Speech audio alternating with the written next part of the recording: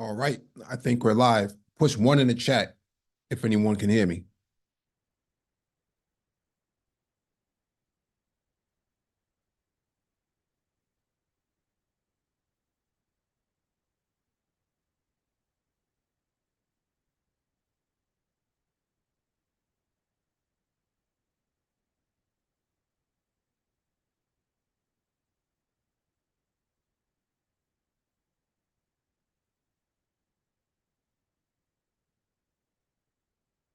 All right, got a confirmation. Thank you for the confirmation. Welcome back to the Black Brain Trust. This is episode 857, Black Politics. Please hit the like button as you come in, share the video if possible, hit that notification bell so you get all the updates from the Black Brain Trust. There's a link in the chat for you to join the panel. It's a Zoom link. Make sure your Zoom is up to date. There'll be a docket in the description of the video for you to follow along with and reference as well. While we get that started, let me share my screen and we'll get started with the actual subject of the night.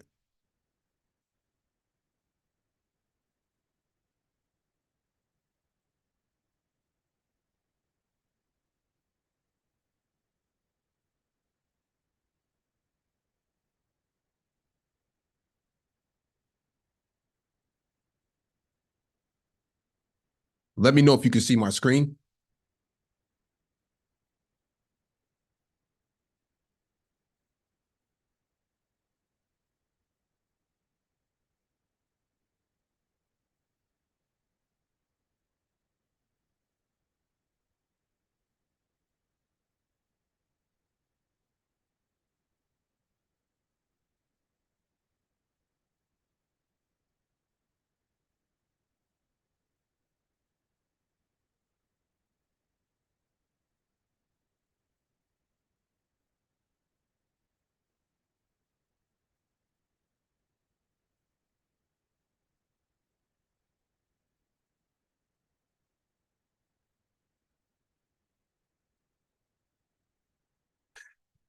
All right, cool. Got a confirmation. Nikki Haley in New Hampshire was doing her presidential campaign run up there and was asked a question about the Civil War. Now, this should be pretty easy for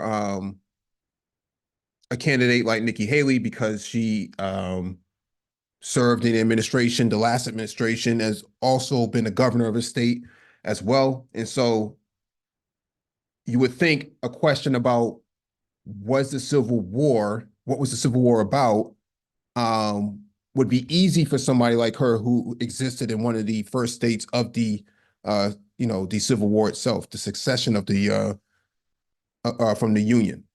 And it seems to me that many candidates on that side and elected officials on that side have a hard time engaging this question about what was the cause of the Civil War. And so let's hear it from Nikki's mouth herself. Let's get straight to it.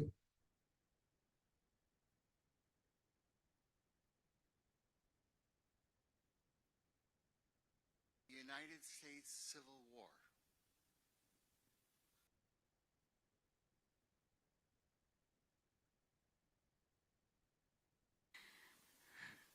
Well, don't come with an easy question, right?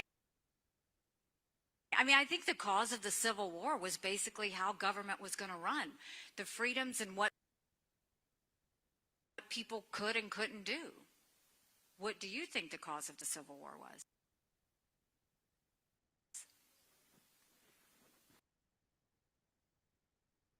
I'm sorry?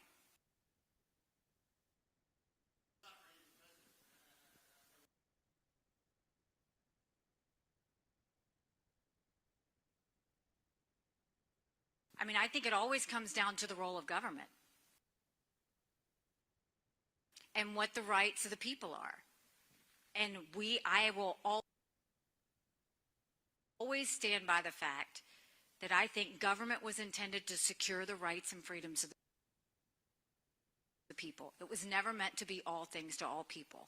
Government doesn't need to tell you how to live your life. They don't need to tell you what you can and can't do. They don't need to be a part of your life. They need to make sure that you have freedom. We need to have capitalism. We need to have economic freedom. We need to make sure that we do all things so that individuals have the liberties so that they can have freedom of speech, freedom of religion, freedom to do or be anything they want to be without government getting in the way.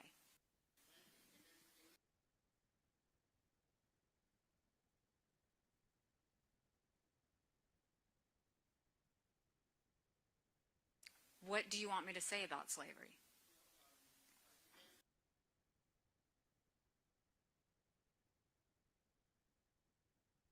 Now let me play this again because I did have some interruptions, but I think that actually give me 1 second. Let me just make sure nobody's trying to get in.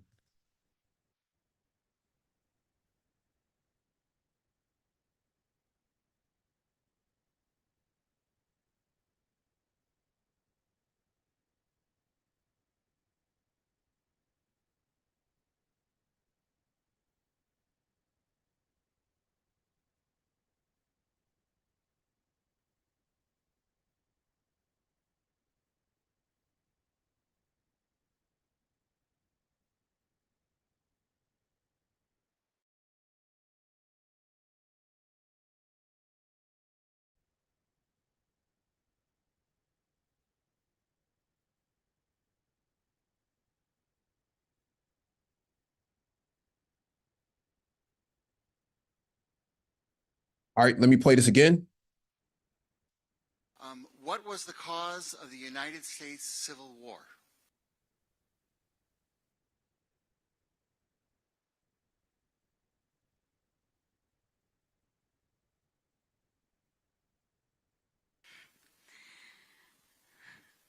Well, don't come with an easy question, right? I mean, I think the cause of the Civil War was basically how government was going to run, the freedoms and what people could and couldn't do. What do you think the cause of the Civil War was?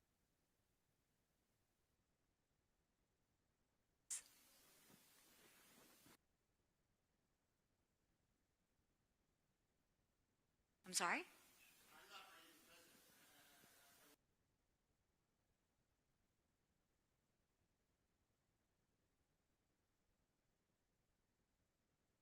I mean, I think it always comes down to the role of government and what the rights of the people are. And I will always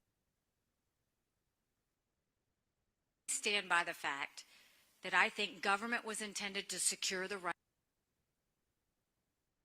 and freedoms of the people. It was never meant to be all things to all people. Government doesn't need to tell you how to live your life. They don't need to tell you what you can and can't do.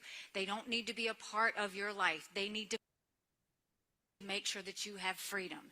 We need to have capitalism. We need to have economic freedom. We need to make sure that we do all things so that individuals have the liberties so that they can have freedom of speech, freedom of religion, freedom to do or be anything they want to be without government getting in the way.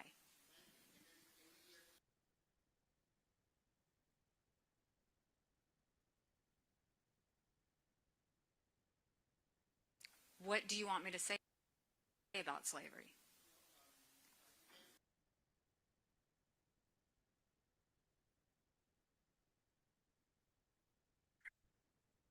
Now I know there was a bit of a delay there, but for all intents and purposes, let's dissect what Nikki's response was to what was the cause of the Civil War. She talks about the government determining the rights of and freedoms of the people. But which people is the question? Which people was the government trying to determine those rights for? MOT? Um, it's one of the, I think it was the very first state to secede with their articles of secession. Very famous, what was said in the paper about the actual decision of what happened there.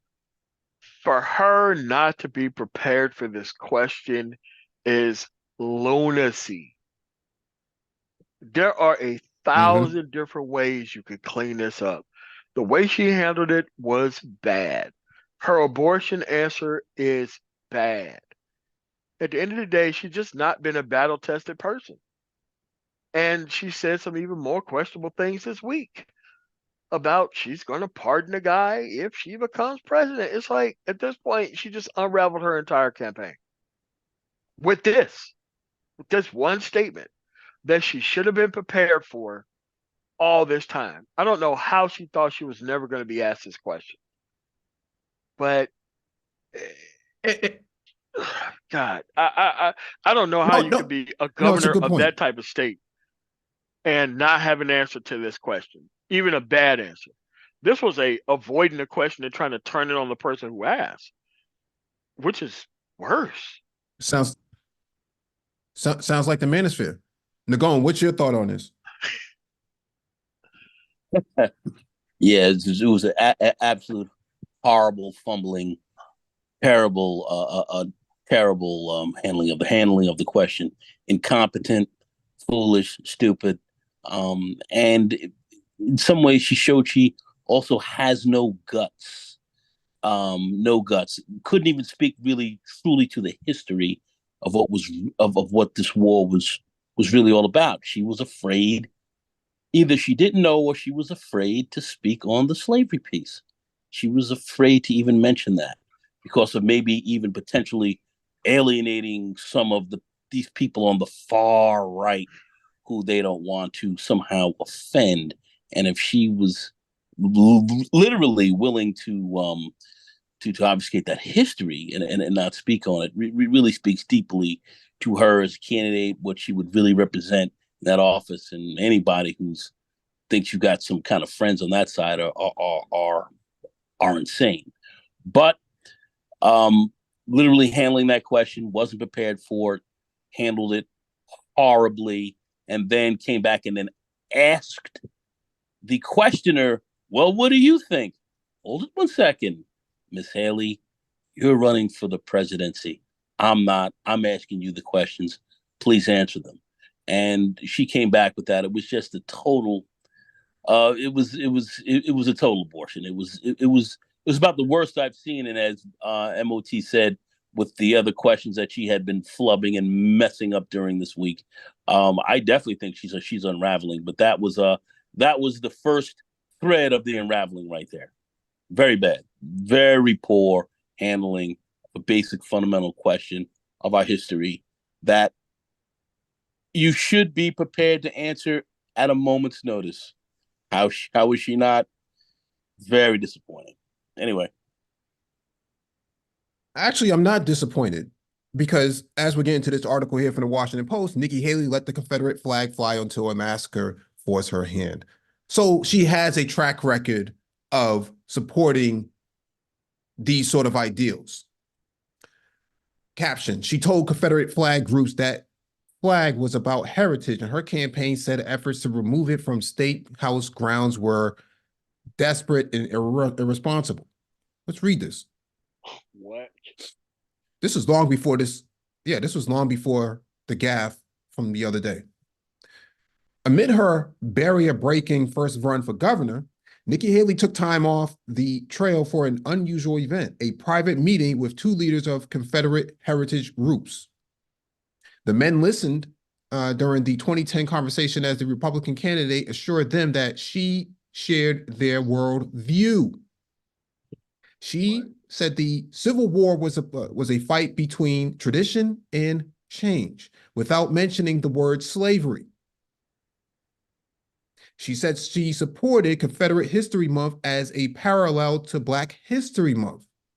And as the daughter of Indian immigrants, she suggested that her identity as a minority woman could help her take on the NAACP, which was leading a boycott of the state until the Confederate flag was taken off the state house grounds. Quote, I will work to talk to them about the heritage and how this is not something that is racist, Haley said in a discussion captured on video.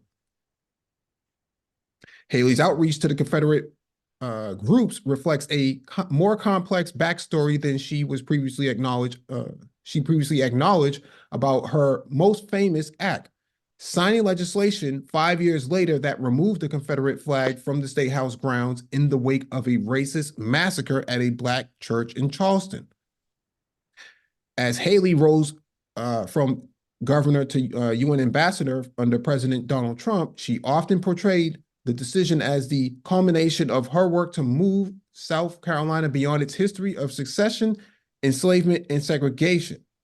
The reason she didn't try to take down this flag sooner, Haley claimed in her 2019 memoir, was because members of both parties had pushed back against the idea, adding that even many African-American Democrats were privately opposed to the idea of reopening the flag debate. Yet a Washington Post review of Haley's actions in the 5 years before the massacre found that she repeatedly dismissed efforts to remove the flag. Mollified Confederate heritage groups whose influence remained a powerful force did not hold substantive discussions with Black leaders who wanted to remove the flag. Months before the mass killing, that changed her position. Her re-election campaign had called a proposal by her Democratic opponent to move the flag desperate and irresponsible.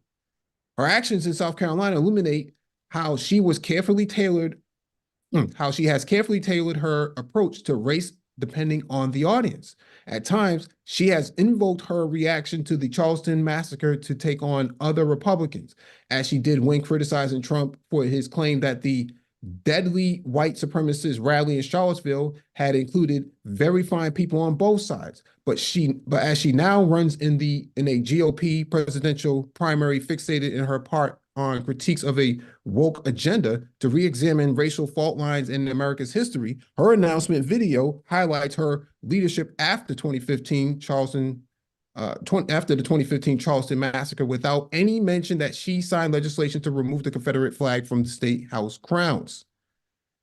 Haley declined to comment and did not respond directly to detailed list of questions from the Post, including a request that she provide the names of Black legislators who opposed reopening the debate over the Confederate flag. In a statement, Haley campaign spokesperson Cheney Denton said that there, quote, was little appetite in either political party to take action on the flag, but that Haley did her best to hold the state together after a white man killed 9 Black parishioners at a Charleston church.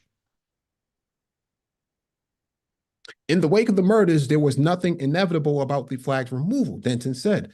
And without Governor Haley's leadership, that would not have happened. That is a fact that was recognized by many across the political spectrum. It appears some people want to rewrite history because they don't agree with her running for president. Denton said those critical of Haley's actions have a political motivation. Black legislators said Haley deserves credit for eventually embracing the call to remove the flag, and many said that they have no reason to doubt Haley's assertion that she played a role in persuading some wavering legislators to support the move. Anyways, I'm not going to read this whole entire thing. This is more examining the track record of Nikki Haley,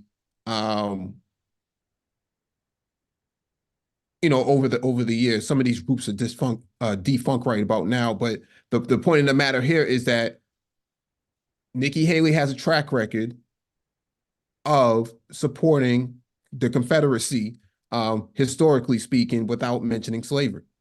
Okay, this is not something new. Nicole? Yeah, totally agree. She definitely has that track record. She definitely has. She's been on the right. She's been on the far right, more or less, supporting, that area of the constituency, and that's where support comes from. And like I said, she didn't want to address that issue because she didn't want to address it. Did she know the history of it? Yeah, she knows the history. I definitely know that she came from a family where I believe even her own father was a professor of I think it was history as well, and I believe he taught at the university there. So he would she knew that history. They know the history quite well. white supremacy reigns very strong within the Indian community. Even after the British left out of India, they have a caste system that is beyond anything you could think about. Almost when we look at black people here, you look amongst the Indians, my God, of the Brahmins and all that, and their racial caste system that they put on themselves, that they've kept after the British left. They are deeply ensconced in white supremacy. So that's a big part of their culture. That certainly is a big part with her. They try to become as white as they can over here, and they're worse than the white guys in some respects, if you want to say that. But that's how they are, and so her embracing that is something that that's part of her political dynamic. She's on that side of the fence as far as where she's coming from a party perspective, and I believe she does embrace that as well. So, when I say disappointing as a candidate, to express, a more openness and a plurality, if you will, but that's not where she's coming from. She's pressing a different agenda, and it was reflective in her answer, which was which made her look ridiculous. I mean, it really did. MOT? Well, like I said, for this type of issue, she had months, years to prepare a better answer than what she had. The fact that she thought she was never going to have to address this, as her being a governor of that state, knowing what the actual articles of secession was, it's mind-blowing that this person thought that they wasn't going to have to address that issue. To me, I'm blown away by it. It's kind of like a person who goes through an actual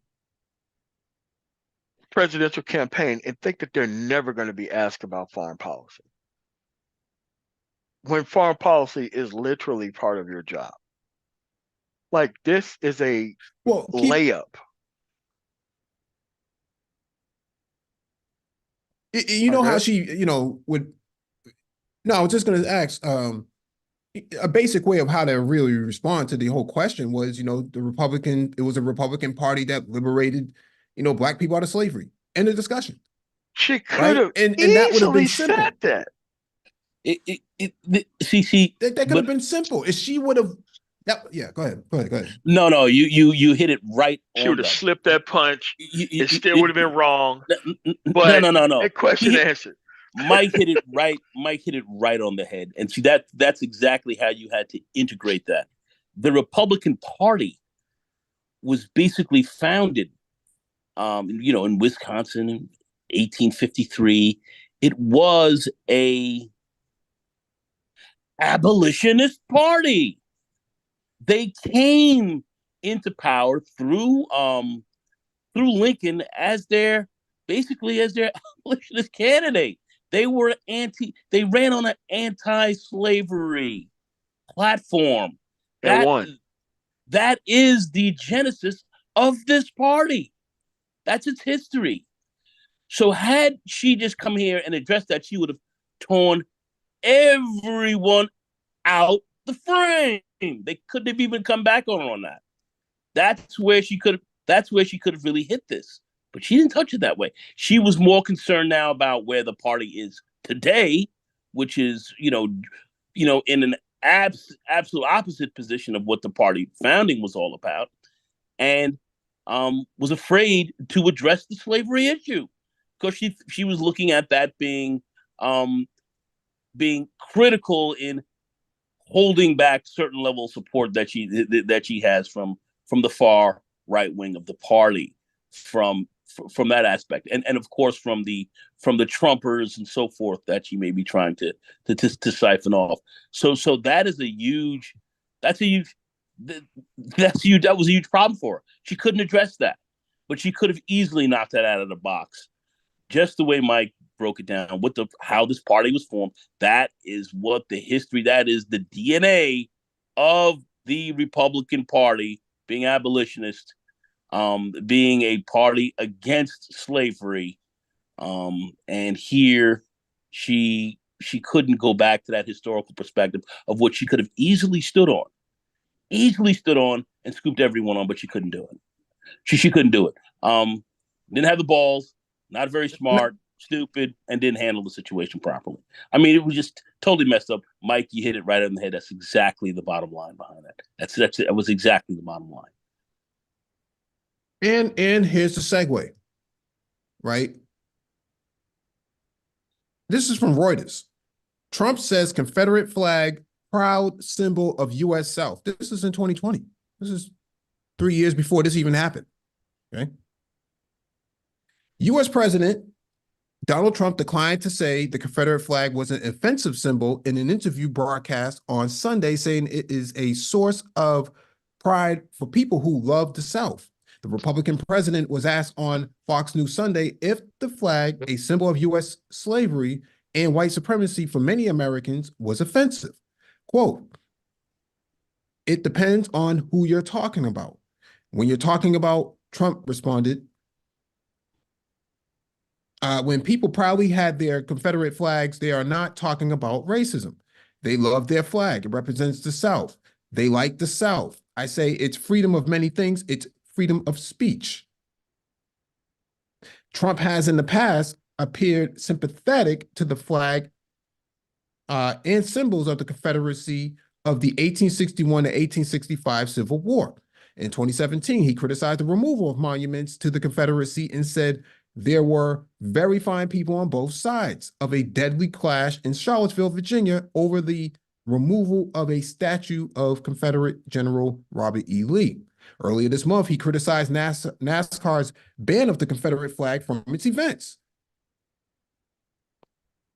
Breaking with several of his fellow Republicans in Congress, Trump has promised to veto the annual National Defense Authorization Act over an amendment to remove the names of Confederate generals from military bases within a year.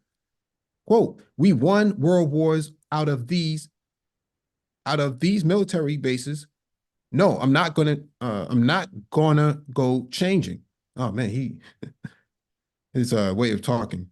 "I'm not gonna go changing," Trump said in an interview, which was taped on Friday. He drew a parallel to the Black Lives Matter movement that was born out of police brutality targeting Black Americans. Quote, "I'm not offended either by Black Lives Matter. That's freedom of speech," Trump said.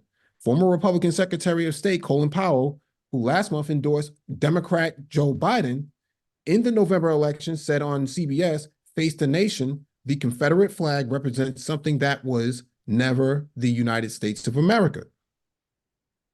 Quote, "It was the Confederate States of America. They were not part of they were not part of us, and this is not the time to keep demonstrating who they were and what they were back then," said Powell, who was Black. "This is the time to move on. Let's get going. We have one flag and only one flag," said Colin Powell. So when we look back at the Republican Party at the right, we see that there is a consistency of flirting with, if not commingling, the Confederacy, Civil War with conservatism. MOT? I mean, this is something that's done on purpose. I mean, she's in the primary, so she has to kowtow towards a certain group to get their collective vote. And you have to understand that in trying to get those people's collective vote, you're going to piss off a hell of a lot more other people outside of that. Like I said, she should have been well prepared for this question a long time ago. They should have identified this as a weakness. Now she's going to have to backtrack. And once she backtracks or apologizes or do anything else, it's going to unravel her campaign. This is all her fault. From associations to not doing anything about the flag till now. She could have easily turned the corner by just having a simple sentence. Well, we were the party that stopped slavery. Would have been wrong, but would have solved the issue of the question. But she was just so scared to even answer You see her, and then she walked around, and then she gave that long-winded response that didn't even address it. It's just, I don't know, man. I don't know how people even thought that she was a candidate. She was just not Trump. But when she said she was going to pardon the guy, which is the first person to say that they was going to do that, as president of the United States, they should have disqualified her under the 14th Amendment, Section 3, providing aid and comfort to enemies thereof. That's what covers that. That's all I got to say on that, man.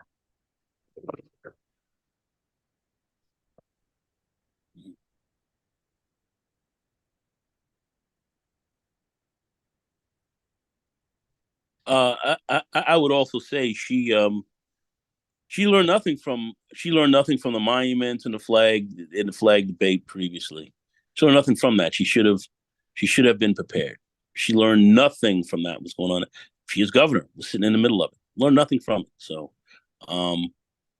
maybe she feels that's the only way to go. But she should have learned a lot more from that, and she didn't. Which shows me this is not a person who was even really prepared to be to be a president. Certainly, this is certainly not someone who I would like to see as a leader of this country. And I'm just going to leave it at that.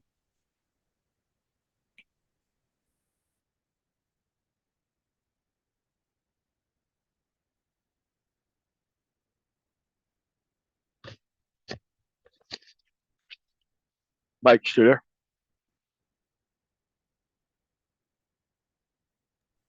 Mike, I think you have to get yourself on mute. I don't know if you're on mute.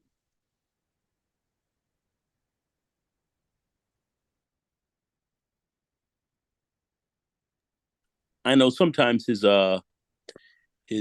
Zoom goes in and out. I don't know if he's having that issue. I mean, but you have to realize that you can't flub something like this late in the campaign. We're at the beginning of the year. Super Tuesdays in 3 months. This is something that should have been asked during a question during the actual any of these 4 debates. None of these 4 debates didn't even touch on this issue, did they? I don't think so. No. I mean, they were getting a lot of softball types of questions. They weren't dealing with that. But now when you're dealing in an open forum where you're dealing with real people, they're going to ask you some very serious questions. And you can see a lot of these people are not ready for prime time. So somebody like Nikki Haley is just, she's not ready. For this level of politics, she should have been very prepared to handle that question.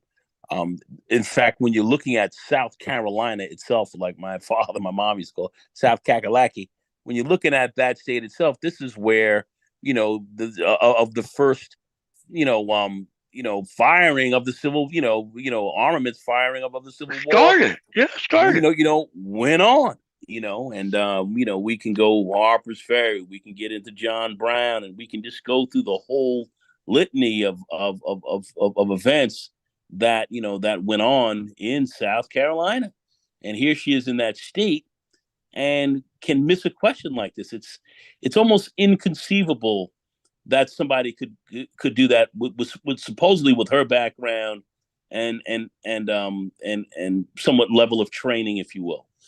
And she was not capable of handling that question, properly. It's scary to see that. So I mean, she was nervous. You can see from her it was not an easy question, is it? I mean, at that point, she should have just lied it off on some Herman Cain, Republican-ass type stuff, and just moved on. She turned this into an issue herself. She turned it into an issue. She went back and asked the question herself. What do you think? What? That person's not running for president. What do I think? Hold on one second. I'm not running for president. What's your answer? Unbelievable. What do you think about the economy? No. What do you think about the economy? What? Incredible. What? Okay. What fixes would you like to see in the economy? It's like you're supposed to be the leader. Incredible. That's your job. You should be on top of that. You're the would be president. So this is the case. So how would you handle this issue? How do you see it? I mean, this is fundamental in most history classes, from elementary school on up, and certainly when you get deeper into the university level or whatever, you see, they even get into some deeper nuances. But the history is basic there. It's fundamental. I mean, I've heard very stupid things being said about the Civil War from other people. I've heard some people here in this manosphere talk about it was because of a railroad going out to the west and all this idiocy. At the end of the day, and they try to sell it off as all good, or that it was all about money or something else. But we know what was the fundamental basics of why this war was really started. And this is, I mean, grade schoolers understand this. So I'm just, to see this go on, it shows me also a lack of guts by this person. Not only intelligence, but of just guts too as well. Just totally incompetent. Not really. I mean, she was a media really darling too. You know how this both sides media would have been all over her, fawning over her. Oh, someone asked her a hard question and she crushed it. They would have been writing these type of articles had she would just said a simple sentence. Couldn't do it. If she took the Republican Party, like Mike had brought up, so critically brought up, had she just taken it back to its history and started to address the question from there, it would have been lights out. It would have been over. Lights out, over. And she would have skyrocketed. She would have skyrocketed above Trump. It would have been lights out, Mike. Yeah, she would have skyrocketed above Trump. I think this is also telling of women on that side, right? 2008, John McCain ran with Sarah Palin. Sarah Palin, right? Now people laugh at Sarah Palin. She's a bimbo, whatever they want to call her, right? She's not as intelligent as name your other candidate on the left. That being said, if Nikki Haley is supposed to be this ambassador to the United Nations and this governor of a really critical state in the South, if this is the best that they have to throw at the presidential run, I don't know if anybody else in the party, woman-wise, would actually stack up to her. If she doesn't even stack up to herself, right? And so you had Sarah Palin, you had Marsha Blackburn, you had who's the other darling in the party? Who's the other darling in the Republican Party? Michelle Bachmann. Yeah, Michelle Bachmann, Marsha Blackburn, Sarah Huckabee Sanders. All these women can't hold a candle to Nikki Haley, allegedly, in order to run for president. But if this is the best that they have to put out there, I don't know if a Nikki Haley going up against a Kamala Harris in a debate actually pans out. I think Kamala Harris, the VP today, mops the floor with a Nikki Haley. She uses her as she literally uses her as the sponge on the mop. That's exactly what she would do with her. Just, I mean, and as bad as that sounds, that's exactly how that. God, they have to debate each other. She's the actual nominee. Whew. I mean, it's if the numbers pan out, if Trump becomes the nominee of the party and Nikki Haley becomes the number two, a Nikki Haley going up against a Kamala Harris, I'm telling you, God. that is, that is Shaq against Ostertag in the paint. Okay. No question about it. There's no way that a Nikki Haley Bucky trying to check Jordan. Yeah. Yeah. There's no way that a Nikki Haley is going to come out swinging against a Kamala Harris on any given day. There's no way. No chance. God. No chance. I mean, she will literally mop the floor with her. Nikki Haley is not. She's not ready. That nailed her. She got nailed. This person just asked that question. She got nailed. Basic history. She Dude, I mean, couldn't there answer is that. 1,000 different evasive points about that has been made by Republicans for years. She took none of that into account and just decided to yada yada her way through this question. Well, No. but she's also in New Hampshire, right? So she's not in the Yeah. South. She's not in the South. So it's not like, oh, she had to pander to her base. I mean, the way I'm looking at this is that this is her track record. She's always been this way, right? She's always avoided the question about the South, the Confederacy, and the Civil War, including the Confederate flag. So when it comes to this, I wasn't surprised that she would answer it this way. But what I found interesting was that nobody else in the in the party was willing to back her up. And Chris Christie came out and basically tried to make it seem like, oh yeah, that's just easy. Yeah, that's easy for you in New Jersey. But when you're in Deep South, that's a different conversation. And so I don't know, man. I just think that a Nikki Haley going up against a Kamala Harris at this point, that's a massacre. That's 2008 all over again. I don't think that works out well for the Republicans at all. I think after this, I think Republicans are done. Yeah, and Mike, you bringing up another excellent point. You on fire here right now. That's another excellent point because what we have seen is Republicans haven't grown at all in their philosophy, in their politics, in their rhetoric, certainly, and being able to address, some of these bigger questions that people are going to have some issues on with race and all these other things that are going on right now. They haven't grown. They haven't grown, and they're not capable of handling these types of issues. You can go MAGA all day, but at the end of the day, you're going to have to address these issues. And if you're not really prepared, how are you going to look on the stump when these kind of questions get asked you on a regular and consistent basis? And you sound as crazy as you do. So there has been no growth since 2008. There hasn't been any growth, and I think they've actually kind of receded somewhat. So things do look bad. Yeah, go ahead. Well, no, I was just going to say, keep in mind that she went to an HBCU, or at least her father taught at a HBCU. I'm talking about Nikki Haley. Kamala Harris graduated from an HBCU. The only symbolic points here is that if it wasn't for HBCUs, Nikki Haley wouldn't be where she is, and if it wasn't for HBCUs, you wouldn't have a Kamala Harris.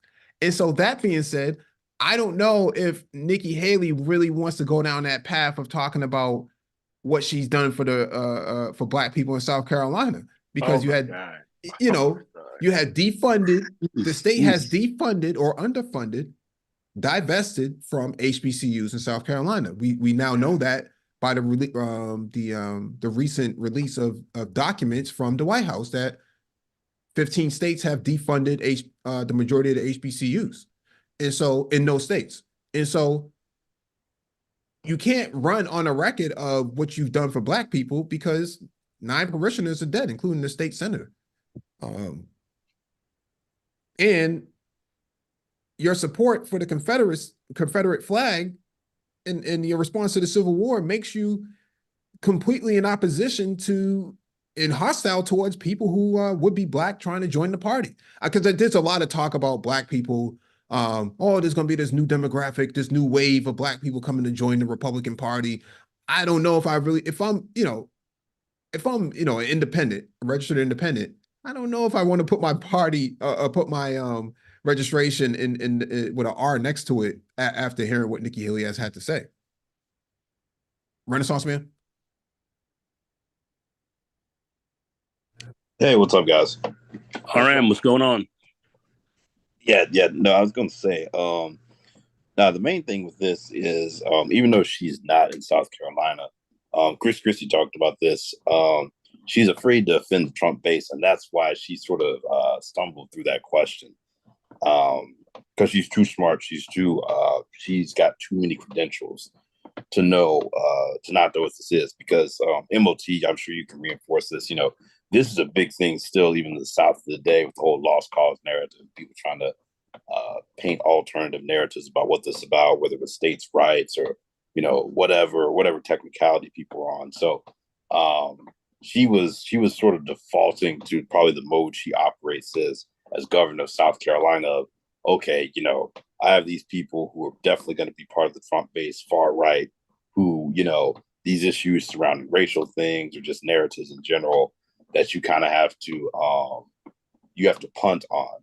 And see, the only reason she's catching flack is people in the media are calling her out, because if you look at the reaction from the crowd and her response, the crowd actually they actually clapped for her. So they actually think she gave a good response to that, because she was like, "What do you want me to say something about slavery?" And she was like, "Let's move on." The crowd starts clapping. So she knew where she was and what room and the political leanings of people in that room, and was just trying not to defend anyone. And that's sort of the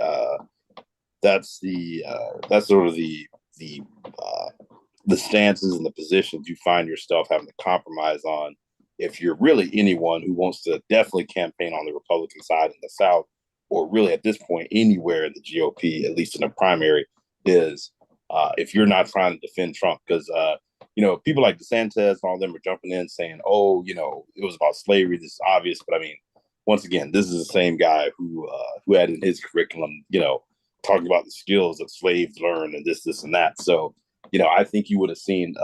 You may have not seen as much of a fumble. They would have had, like you said, some people may have had that question pre-answered in their mind of saying, "Oh, we're the party. Republicans are the party that ended slavery. This and that." They would have had that, but it's just they're all playing the same game. So Let's segue to this last piece here. Flying the flag of fascism for Trump. This is from the Washington Post. This is January 6th, 2021. Amid the chaos and mayhem at our nation's capital, the flags flew high, dangerous, despicable, and familiar. The day had begun with the results of Georgia's runoff elections, in which Raphael Warnock was our projected winner and fellow Democrat Jon Ossoff declared victory. In the aftermath of his success, Warnock reflected on the hopeful history he had just made as the first African-American senator from Georgia. The country had come so far, a journey measured by the life of his 82-year-old mother, who had gone from picking cotton for the benefit of overseers to casting a vote for her son for the betterment of the country. Ossoff, who had intended with the civil rights icon John Lewis, would make history too. He would by nightfall be projected to become the state's first Jewish senator. But our grievous history is relentless, and so is hate. The rioters stormed the U.S. Capitol in hopes on holding on to a pass, both near and distant. They hoisted Trump flags aloft because this is jumping around.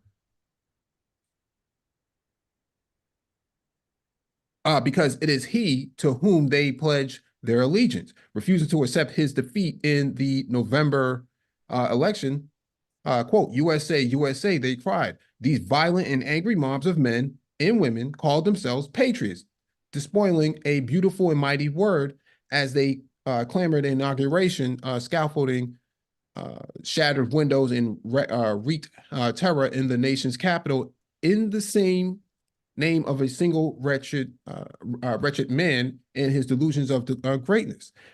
They held signs that declared "Jesus saves," using religion to justify their attempted coup. "Fight for Trump," they chanted, and they let Confederate flags fly on the Capitol steps and inside its hollowed halls, making it plain just how they define the man and the real Americans for whom they claim to be standing firm. For much of Wednesday's afternoon, the President of the United States let the anger of the mob fester as flashbangs echoed off federal buildings, and the stink of smoke filled the air. President Trump had incited and encouraged this insurrection. This was in January 6, 2021 at 10 p.m. This was posted.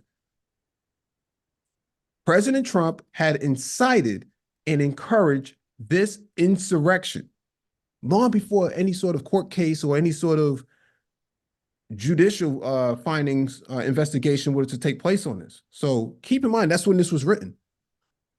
It was his creation, and he put the final flourishes on it in the late morning when he, as well as his family, poured even more accelerant on an already raging fire during a morning rally on the ellipses. The Capitol siege was seemingly his endgame, the culmination of his campaign of lies and grievances over an election that he lost fair and square.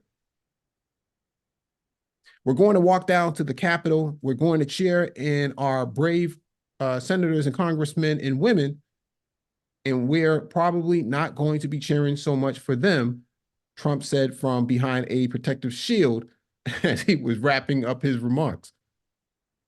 Quote, we're never going to take back our country with weakness. You have to show strength and you have to be strong. His followers did as they were told. And so on the 6th day of the new year, that has already felt like a suffocating eternity. Democracy bled out. It was bludgeoned and pummeled and stabbed through the heart by a mob of Americans who claimed they were fighting against communism, socialism, liberalism, and a host of other isms, when all along they were simply at war with democracy, and in the inconvenient truth that sometimes you and yours are simply outvoted.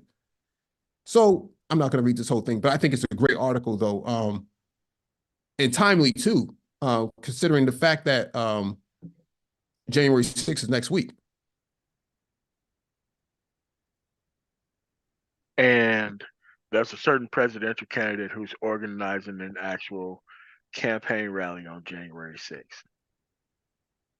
The same guy who caused January 6th in the first place.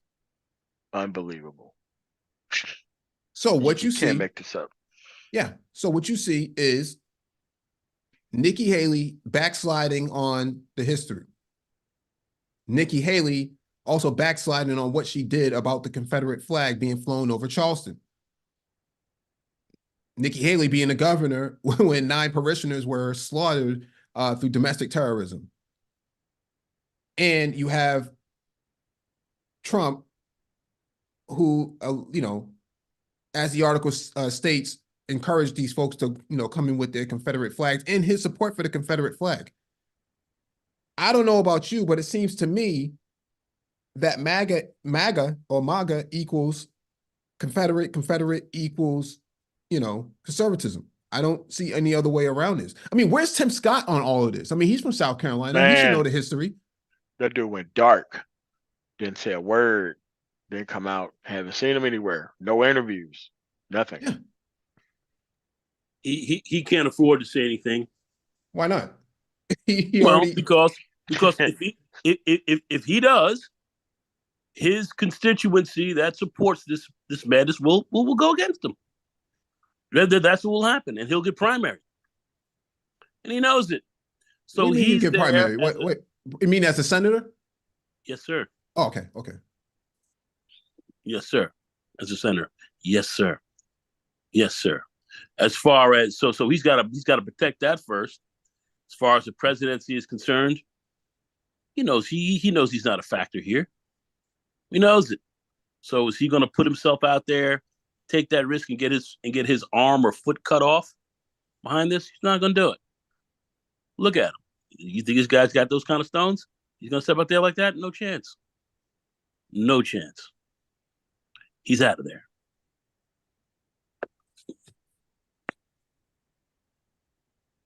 Renaissance man?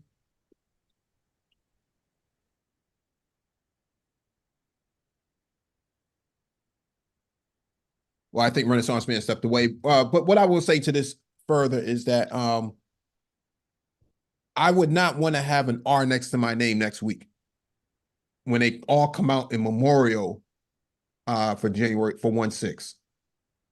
I think that anybody with an R next to their name on the Hill next week would be in for a rude awakening. I think that's going to work against Republicans trying to organize, before 1/6 and after 1/6, because that's going to suck up the whole entire news cycle. They don't even care about anything else. That's going to play a significant role. I don't know. I don't know how they rebound from this. I don't know. If I was a Republican strategist, I don't know how you advise them to wiggle their way out of this. You can't hide behind Israel. You can't hide behind Ukraine. You can't hide behind a border wall, national security, because it just doesn't make a whole lot of sense at this point. When it comes to political capital, it would seem to me that the Republicans don't really have anything left. I think they tapped the well dry. I think this is it.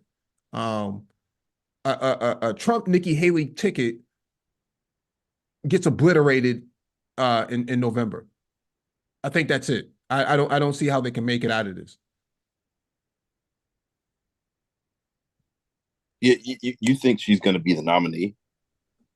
I mean, the VP for Trump. I mean, I don't think they have a choice, Renaissance Man. I don't think they have a choice. I think in order to get the women, I think in order to get the women vote, I think in order to get the women vote, I think Nikki Haley is a shoo-in for that.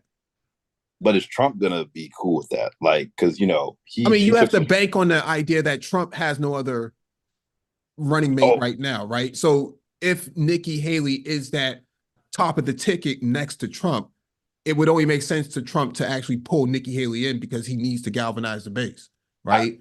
I think Trump is the main draw. I thought, they threw some, there was a video, I believe, where someone was like, they actually floated the idea of Nikki Haley and the base really did not like her.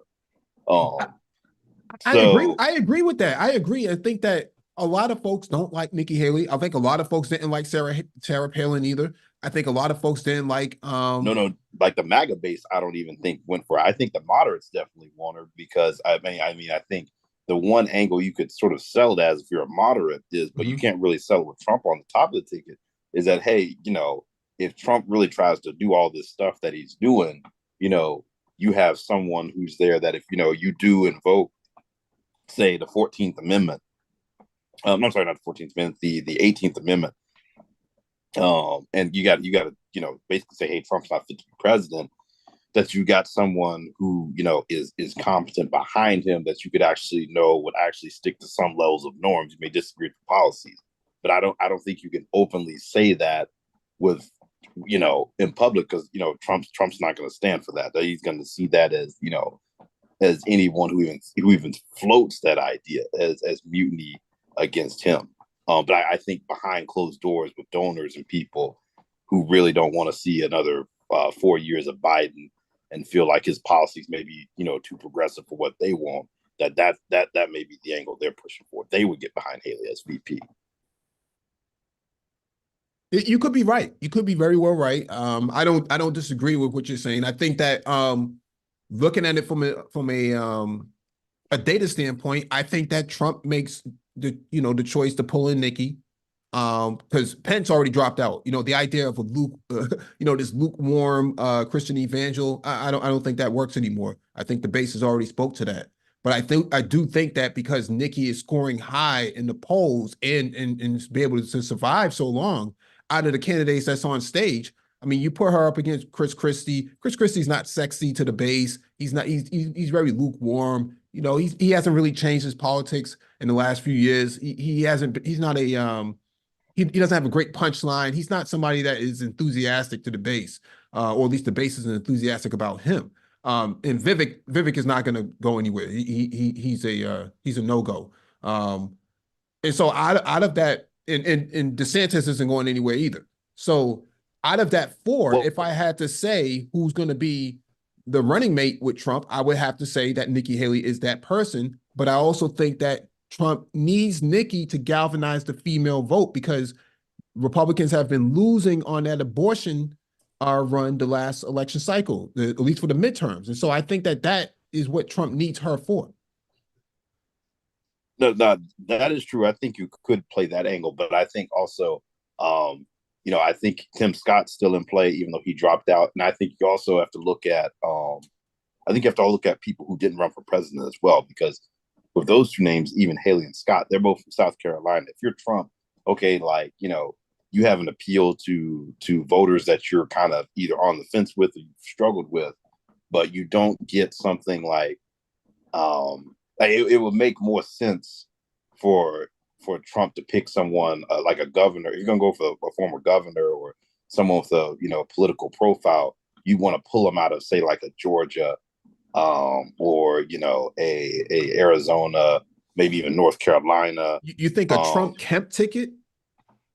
I don't think that would happen, because I think Kemp would not go for it, and Trump would be too angry about the because Kemp actually came out against him about the whole thing in Georgia. So I don't think he would be the guy as far as governor. But if you could find someone who was moderately, had a moderate profile, maybe even a woman from one of those states. I mean, I know some people floated the idea of Carrie Lake, but she didn't win in Arizona. But if you could find someone like that who would actually give you some pull in one of those states that you're going to need to get back in, that are going to be sort of a close state, that's what I'm sort of getting at. I would say maybe Green, but I would say Green, but I think she's too much of an outlier, like, because I don't think she brings anything. She sort of panders that same base. I think a Trump McCarthy ticket makes sense. Maybe that would justify McCarthy dropping out and not rerunning. Yeah, Trump has gone. He's got to get that suburban female voter back into his camp. He's got to bring her in. He's got to be able to bring that female, suburban, middle class female vote in. White women, more primarily. He's got to be able to suck that vote back into his camp. He's got to get that. If he does not get it, he's not going to win. And the abortion issue and so forth, they started messing around with their wombs. Them ladies are not on that. Even those on the Republican side who would be considered more on the Republican liberal, you still have those, let's say, in name, they maybe not in the party, but this is kind of their thinking. He's got to be able to balance that. That's a factor. He's not going to be able to get around that. So that's the piece Mike's talking about. That's what we're looking at. That's a factor. Nikki Haley, can she play that? So that, anyway.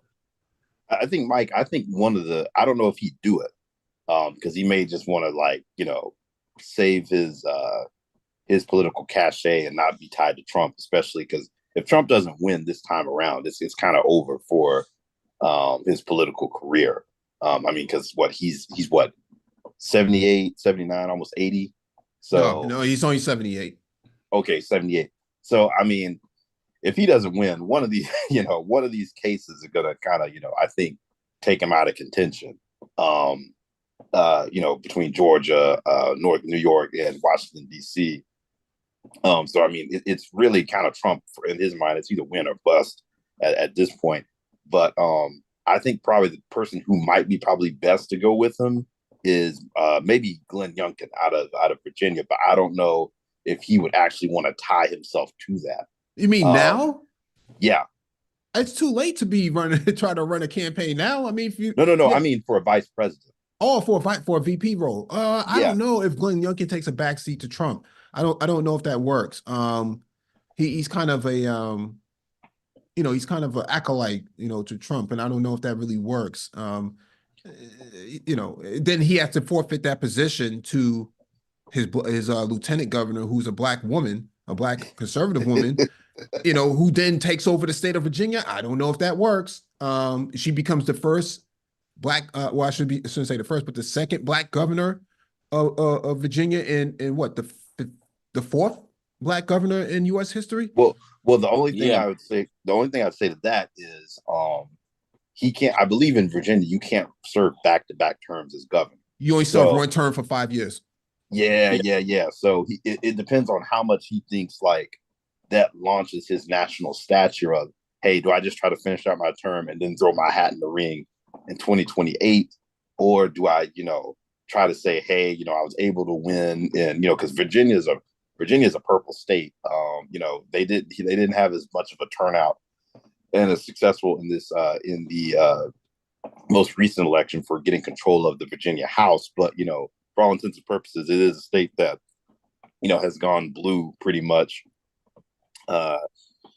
since 2008. But in the state politics, it's more of a it's back and forth, Democrats, Republicans. So he could be someone who's moderate enough to give people, like I said, that reassurance. But then he did enough, at least when he won, to distance himself from Trump, but not go full MAGA. So like I said, that's just a thought. But like I said, I don't know if he wants to really tie his wagon to Trump, because once again, you could just try to, like I said, wait it out and play your term as governor, do well enough where you can, like I said, run in 2028. Because I don't, once again, if Trump loses, I don't see him being a factor in politics going forward, like from a office holding standpoint. MOT.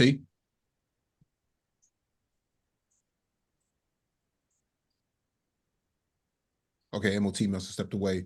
No, Renaissance. I think you're making, some really good projections here. I do think that, or unless you want to go for someone like Abbott, but once again, you got to give up a seat there too. Governor Abbott of Hot Wheels in Texas. yeah. Nah, I don't know, man. He's not sexy to the base. The base likes big masculinity. They like big man politics. Yeah, they like big man politics, man. Trump fits that to a T. And, he's very youthful. He dances to YMCA for whatever reason. He seems to really like that song. And he really a bunch. Yeah, those guys were gay, if you remember.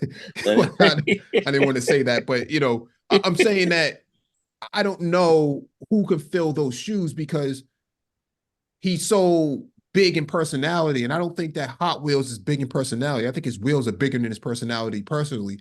But Dan Patrick, he's an empty suit too. He's another guy who's a no call, no show. I don't see him being that guy. I think they really have to. Yeah, go ahead. But don't you need someone? I mean, that's the thing, is you don't want someone who's gonna, that's my thing with Vivek, is like Vivek is someone who could upstage Trump. So you kind of almost need a Pence who, Pence, he kind of came off as the more stable, like reserved. He's an evangelical though. That was I mean, that's easy for him. That was. No, I'm saying like personality, and actually, just being someone who could actually sort of stay in the scenes and, not be heard from, that type of person. And like yes, yeah, or if you are in the scenes and you do make a lot of noise, you can be like, almost like a Sean Spicer to Trump, where, hey, anything that the media tries to come out to Trump about, you're almost his attack dog. I don't know, man. Vivek is not. I don't think he would be good. That, like I'm saying. No, I'm not saying he would be good. Yeah. I'm just saying I think that he's only good for like the headlines, right? For temporarily. The base isn't really feeling Vivek like that. They don't really like him like that. He's no Bobby Jindal. Bobby Jindal was very, very mature and kind of fit right at the time that he was running. He fit right within the party. Vivek is different. Vivek is this millennial who's a loudmouth and doesn't really understand politics very well. He's not really astute. He's a good business guy. I think he would make a good, treasury person or somebody in charge of SBA or something like that. I don't see him being a part of the upper wing of the cabinet. He's not an alpha male either. He's not, if you had to compare him to somebody like McCarthy or even what's the brother who was Speaker of the House before who left? Paul Ryan. He's nothing like these guys. Those guys are really they're well pronounced in their politic. Vivek, you don't really get that from him. He doesn't really fit any of that. He's just a good mouthpiece when he's on the campaign trail or on the stage. But once you get him in front of public policy, he's a dud. And so I don't know if that really works for him.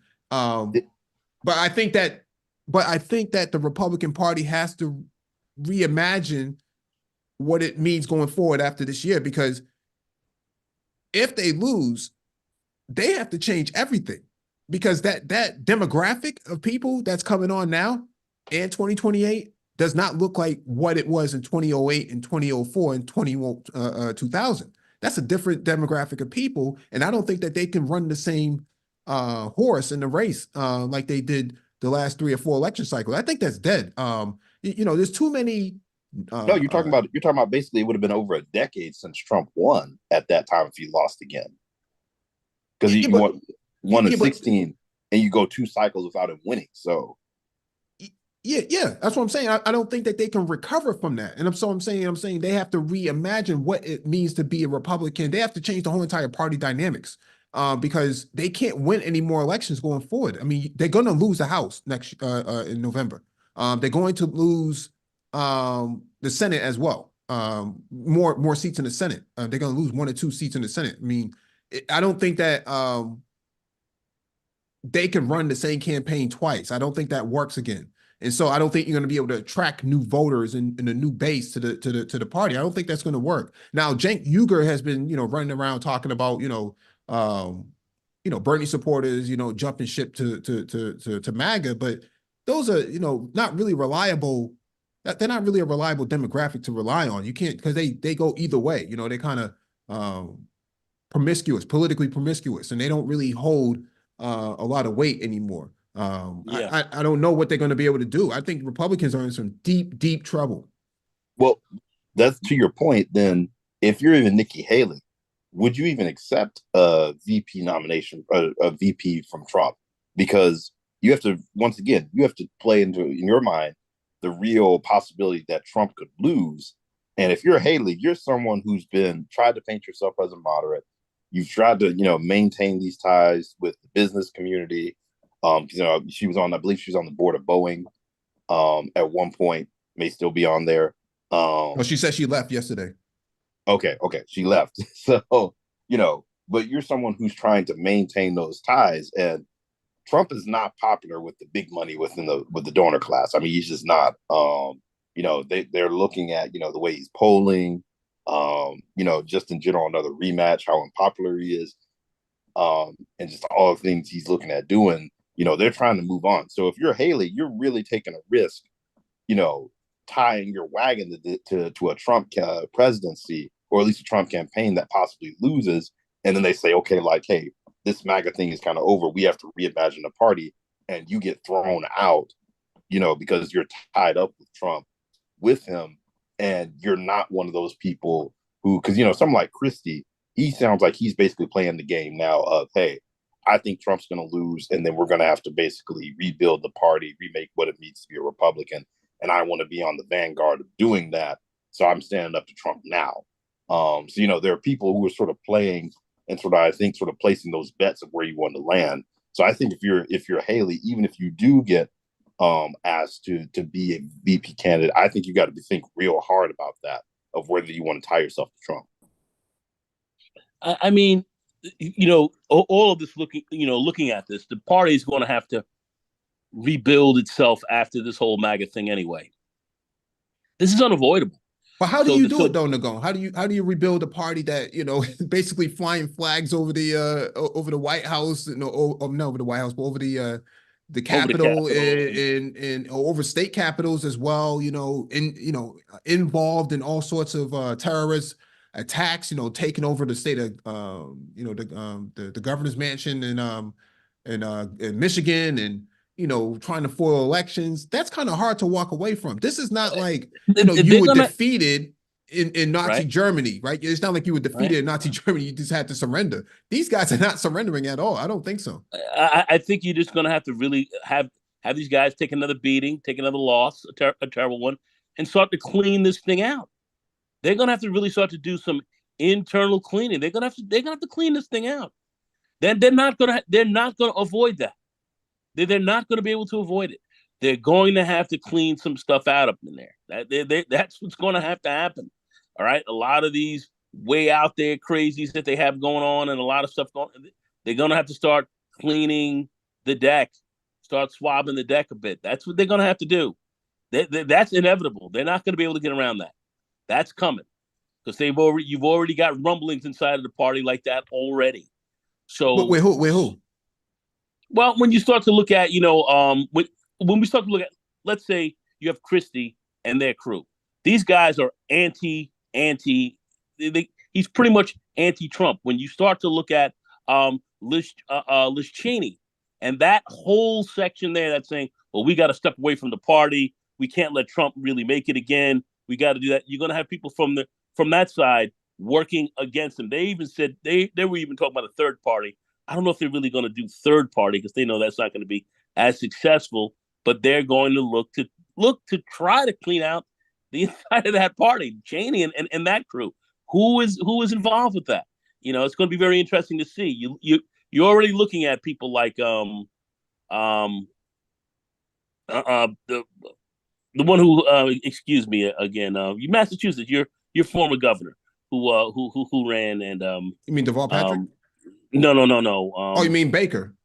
No. I'm talking about Romney. Romney. Yeah. No, I don't know. He said he's done. So take him at his he's word. out. He's out because why is he out? He sees that the party has changed immensely. They're looking to bring the party back more towards the center. You're going to have people who are really former Republicans, if you will, who were in there, who are going to be looking to really oust these guys, look to really get them out of there. And I think you're going to have a lot of quiet rumblings and support to change things inside of the party currently. And I think this is their last hurrah, to be quite frank with you. And who else is going to come out of this is going to be difficult to say. But we already see that there's some rumblings that they're talking about a Republican civil war and all. I suspect that it's not going to go to guns or anything, but I definitely think that after this election, you're going to see, some cleaning of the deck. That's what I think. I don't see how that's going to be avoidable, but if you guys don't think that, then how can they continue to go consistently on in this way where they're not going to be able to hold any part of the electorate and stay in office? How are they going to do that is my question.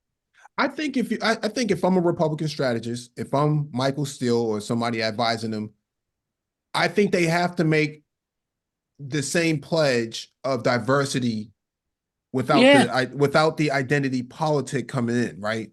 I think you go out and get, whatchamacallit,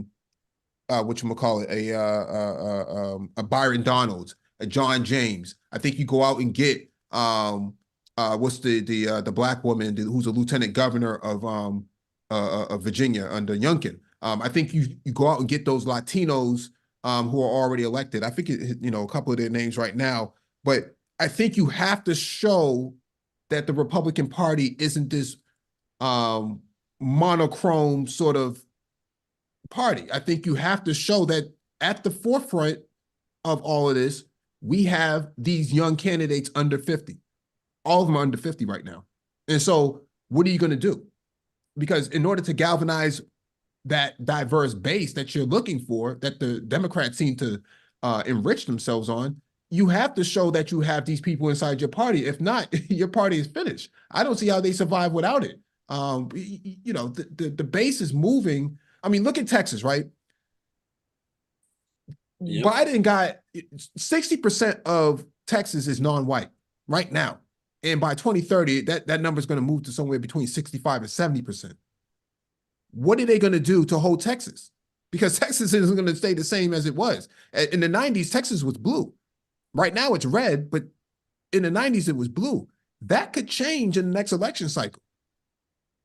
And if they lose Texas and, they don't recover any of the other key battleground states, with the exception of Florida, they're in some deep trouble. No, they lose Texas, they're done. Even if they get Georgia and Arizona back, they lose Texas, they're done. Yeah, that would be true. But like I say, still that's going to be a fight, regardless how you look at that. That's going to be a fight inside the party because you do have that old guard trying to hang in there. You got this MAGA. This MAGA's in there. This MAGA's in there tough, and then a lot of them are going to get knocked out of the box as we are prognosticating certainly in the Congress and so forth. We're going to see some of that, but They ain't going down without a fight. So there's going to be a lot of battling, a lot of shake, rattle, and rolling going on. How this is going to shape out? They're going to have to change. They're going to have to do that. That's what, as you had mentioned earlier, that's why Michael Steele and them came. That's why they got Michael Steele after the Obama election. The Republicans had done the numbers. They looked at it, said we cannot win any more really serious national elections if we don't, change, the makeup of our party, and unless we have to have a broader based constituency, of which they went on and rejected.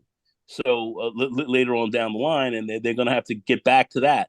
How they get back to that is going to be very interesting to see. But they're definitely going to have to get back to that more diverse angle. They did initially make the right move, but they rejected it in favor of trying to keep a very narrow crew of people in the party. I don't want to get all deeply into that, but they did not want to expand the space. So I see Governor Tate Reeves making a move. MOT, what do you think?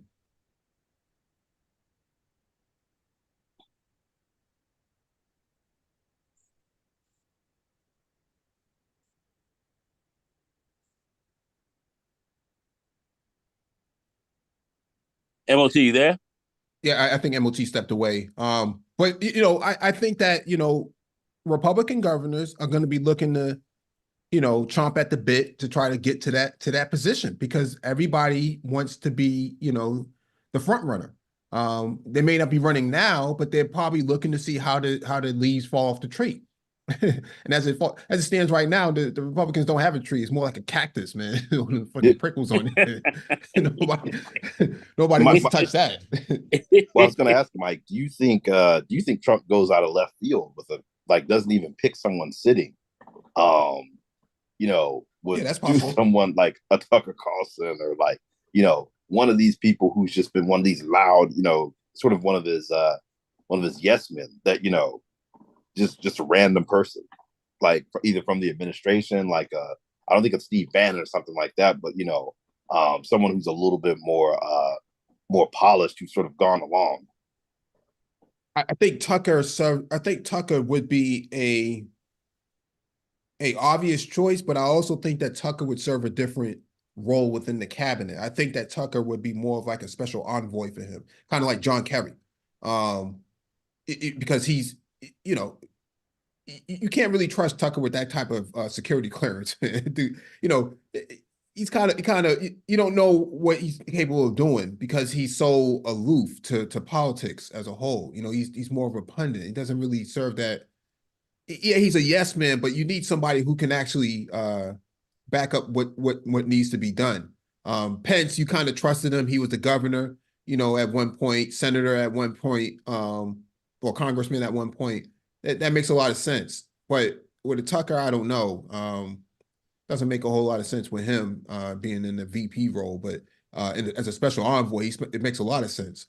Yeah, he's sort of the first name that sort of came to mind of someone who is someone who's just not your typical pick, not a politician. Would kind of go back into that narrative of I'm draining the swamp, or I'm fighting for the little guy that Trump tries to push at times. You could go that angle, because once again, the establishment does not want Trump, so it's kind of But they have to have Trump though in order to secure the ground game. It's impossible to organize around. I mean, Mike Pence dropped out despite the fact he was a VP. He had to drop out. Folks wasn't liking him. Well, I mean, if you're just the donor class, you're just basically, it's just a weird dynamic, because you're feeding this guy from the longest wooden handle spoon that you can find, to get there. Think about what's the other Bush from Jeb Bush? This is a guy who speaks Spanish, and got ousted too. He tossed him off and he made him walk the plank too. I don't know. I don't know if the base can be reformed in the capacity that it's in right now. I think it's so poisoned that they peed in a pool. I mean, he said he was going to drain the swamp, but he filled it up with all types of alligators, man, including caimans, man.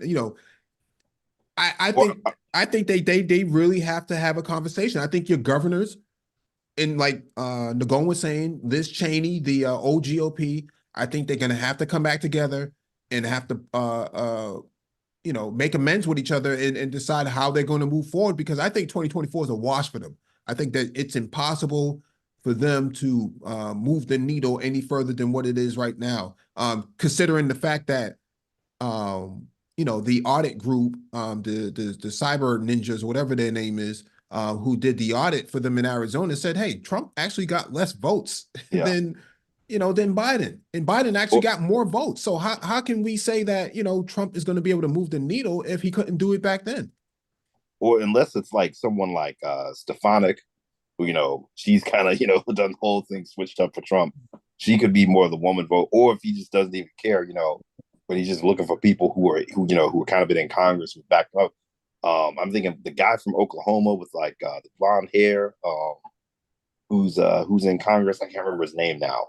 Is it James or something? I have to look. John James?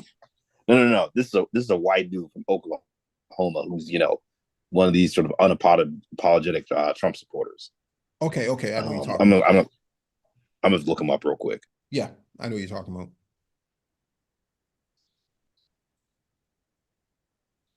I mean, Cuomo, I don't think James he's. Langford. Oh, James Langford. Okay. Yeah. He's a senator from Oklahoma. Mm-hmm. Yeah, he's been one of those sort of unapologetic sort of Trump supporters.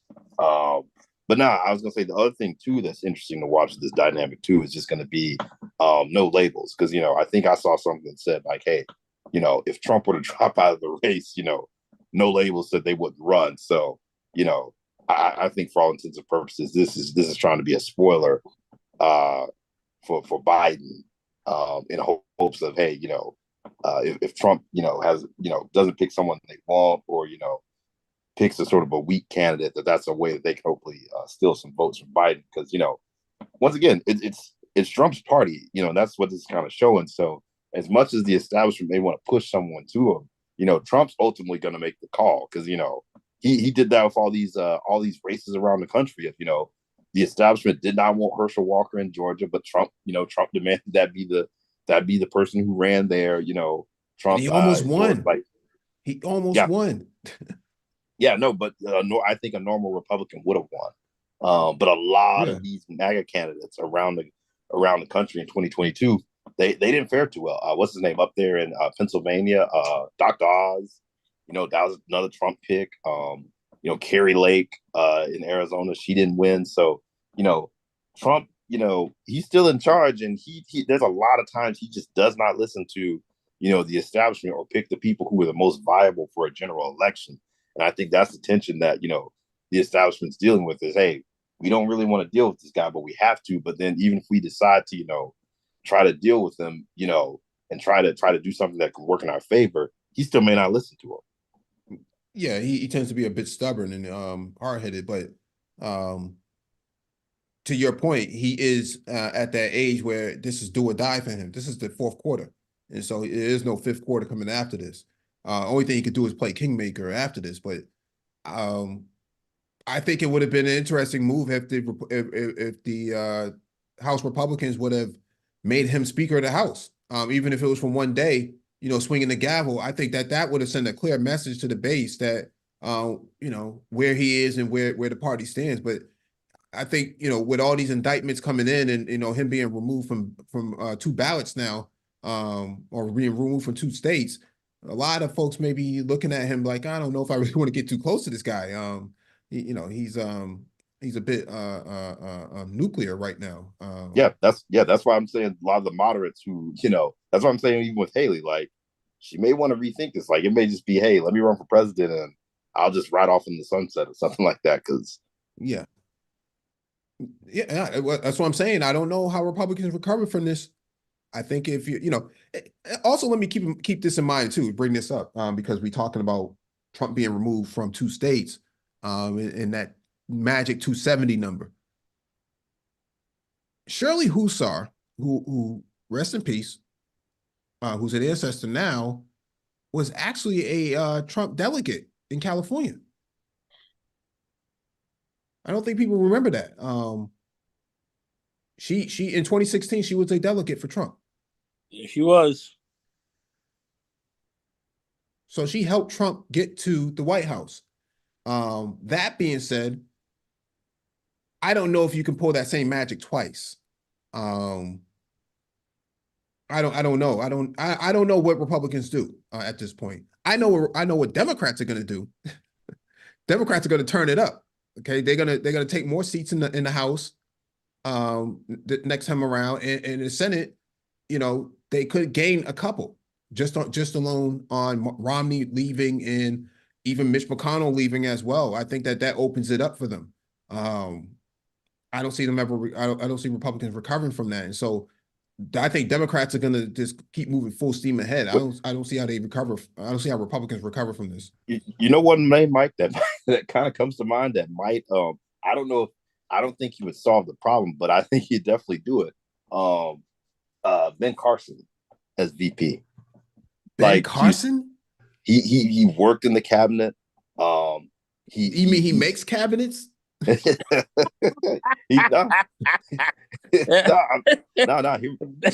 Carson is done, man. No. He'd be out though. He'd be someone that could the evangelical vote you would get because he plays into that. He'd be someone who would be just enough, I think, that would calm the moderates down of like, hey, there's someone who's at least sensible and will listen who's on the ticket. And if Trump wanted to sort of play to the angle to the to having a black face on the ticket, that's another angle as well. Obviously, you lose something on the woman angle, but that's one person who kind of comes to mind that was sort of in his cabinet that hasn't distanced himself too far, and like I said, plays to different different areas of depending on how the angle they want to play it. If you don't want a Tim Scott, that's someone that comes to mind. That's just me spitballing, but that's one person I thought of. I think Tim Scott is done. I don't think he has any more juice left that's worth the squeeze. I think you need a younger candidate or more youthful candidate, and I think Byron Donalds becomes that guy. I do think he's well spoken. I have to give it to him. He's well spoken. He's really clear on his position, and he's a pretty radical person within the party.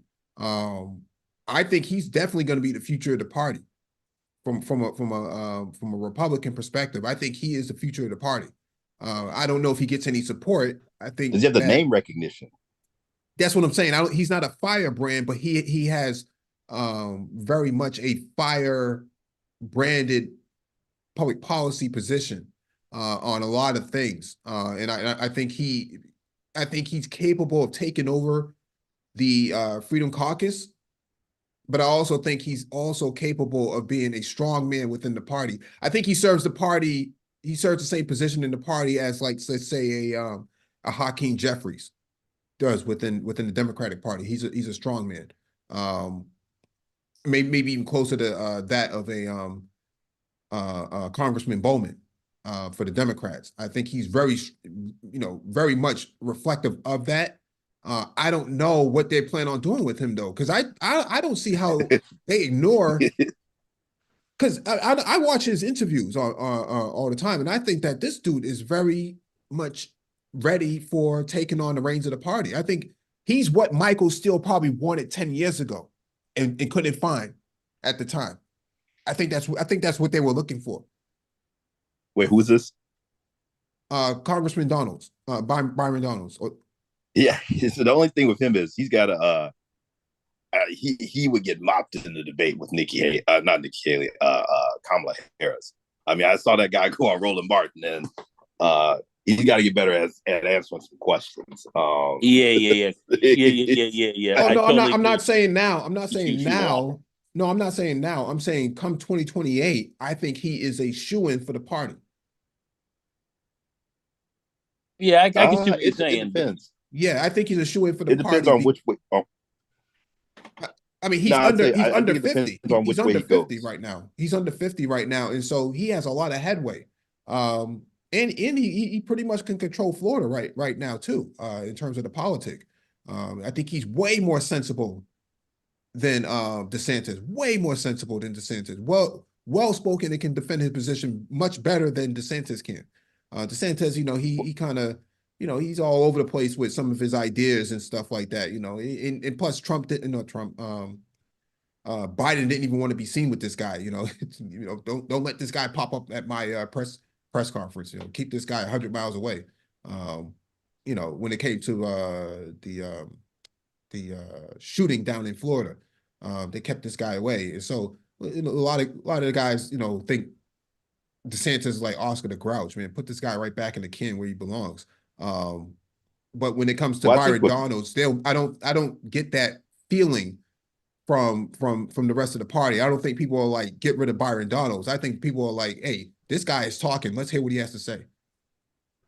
Well, I think it depends on which way the party goes. Because, Byron Donalds tied himself to the Freedom Caucus.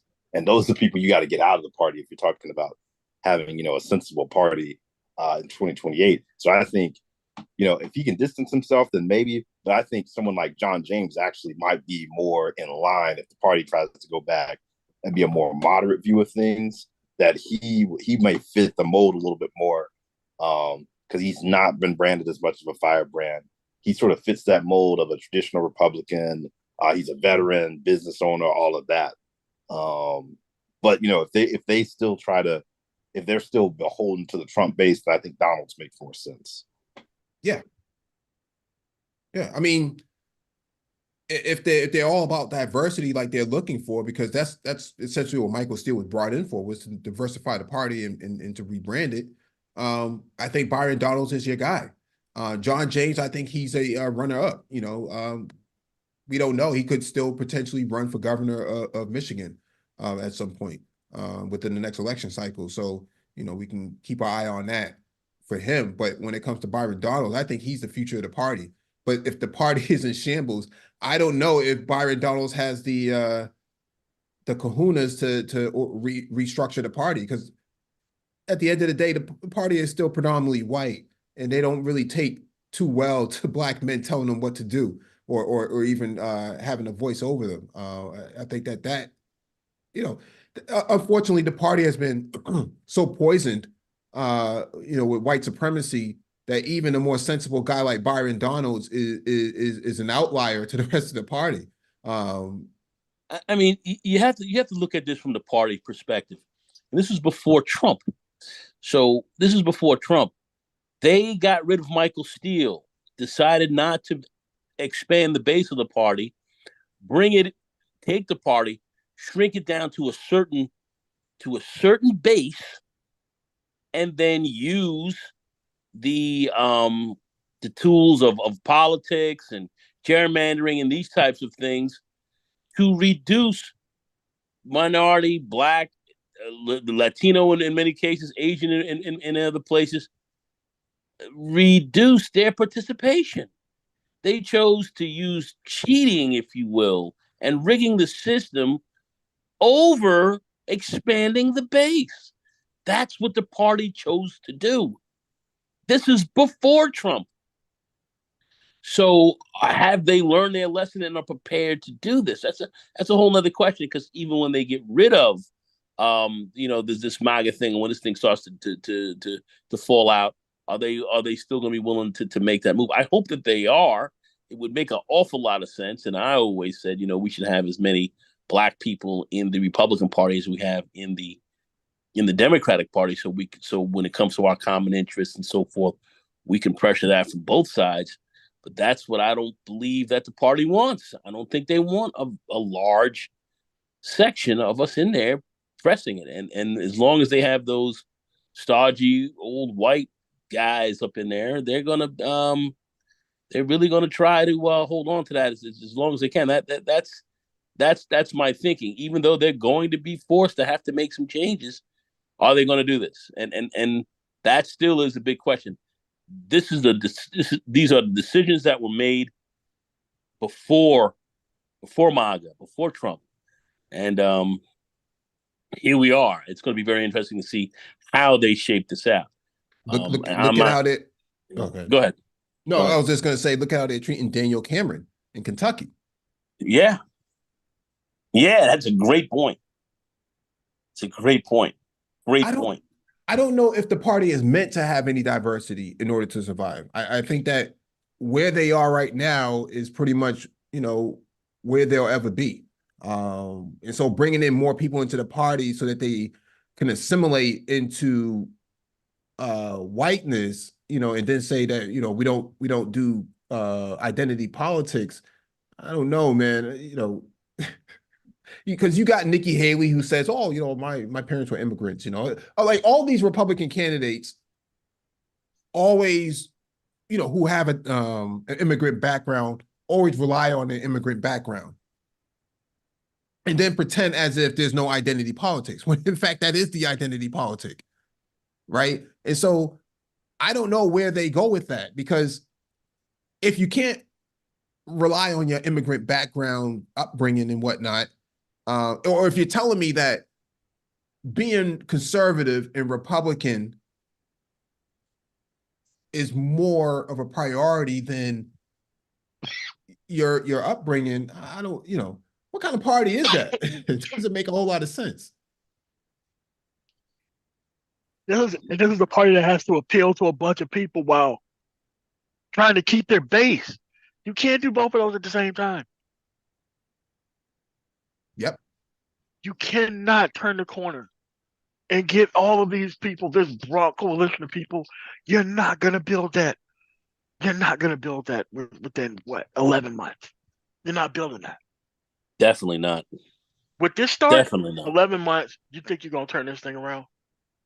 Crazy.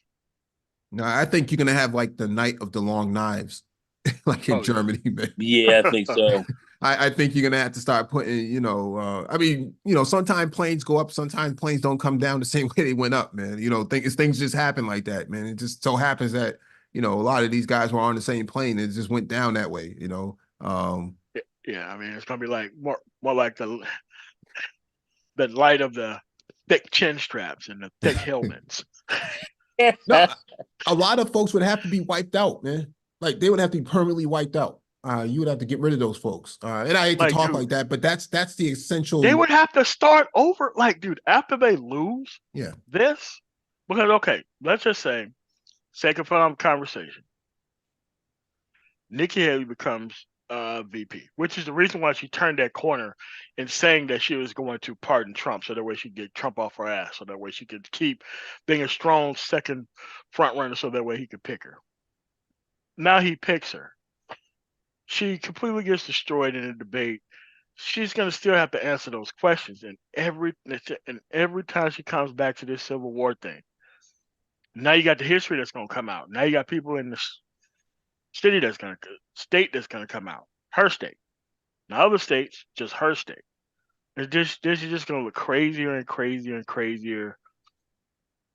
You could end up seeing Trump drop his VP candidate and pick another.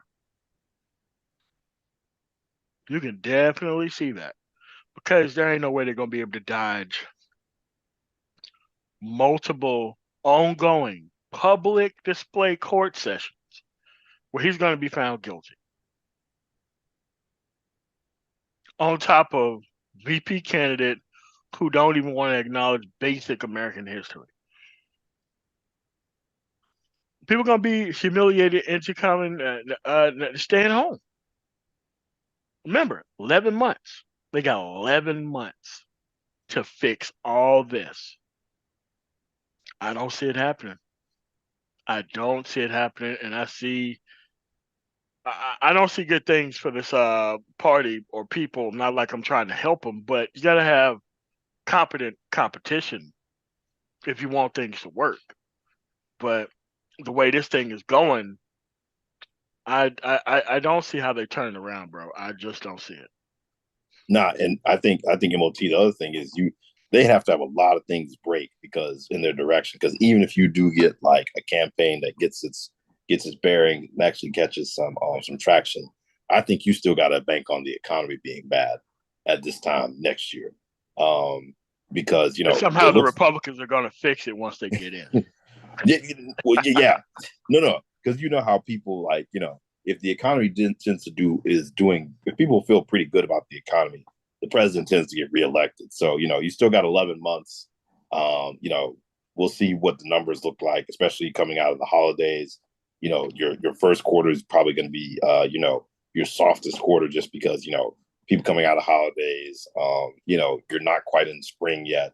So if the economy looks like it's strong, or people are feeling good about it, then even if they're able to sort all this stuff out, and on top of that, they're saying Biden's actually going to start campaigning in January, actually start running ads, all these things, and the fundraising as well. That's the other thing that's not talked about as much. But I was looking at it. Biden has a lot more money than Trump does right now. Trump is actually struggling to raise money because people saw how, when they donated to him last time, he's going to pay his legal fees.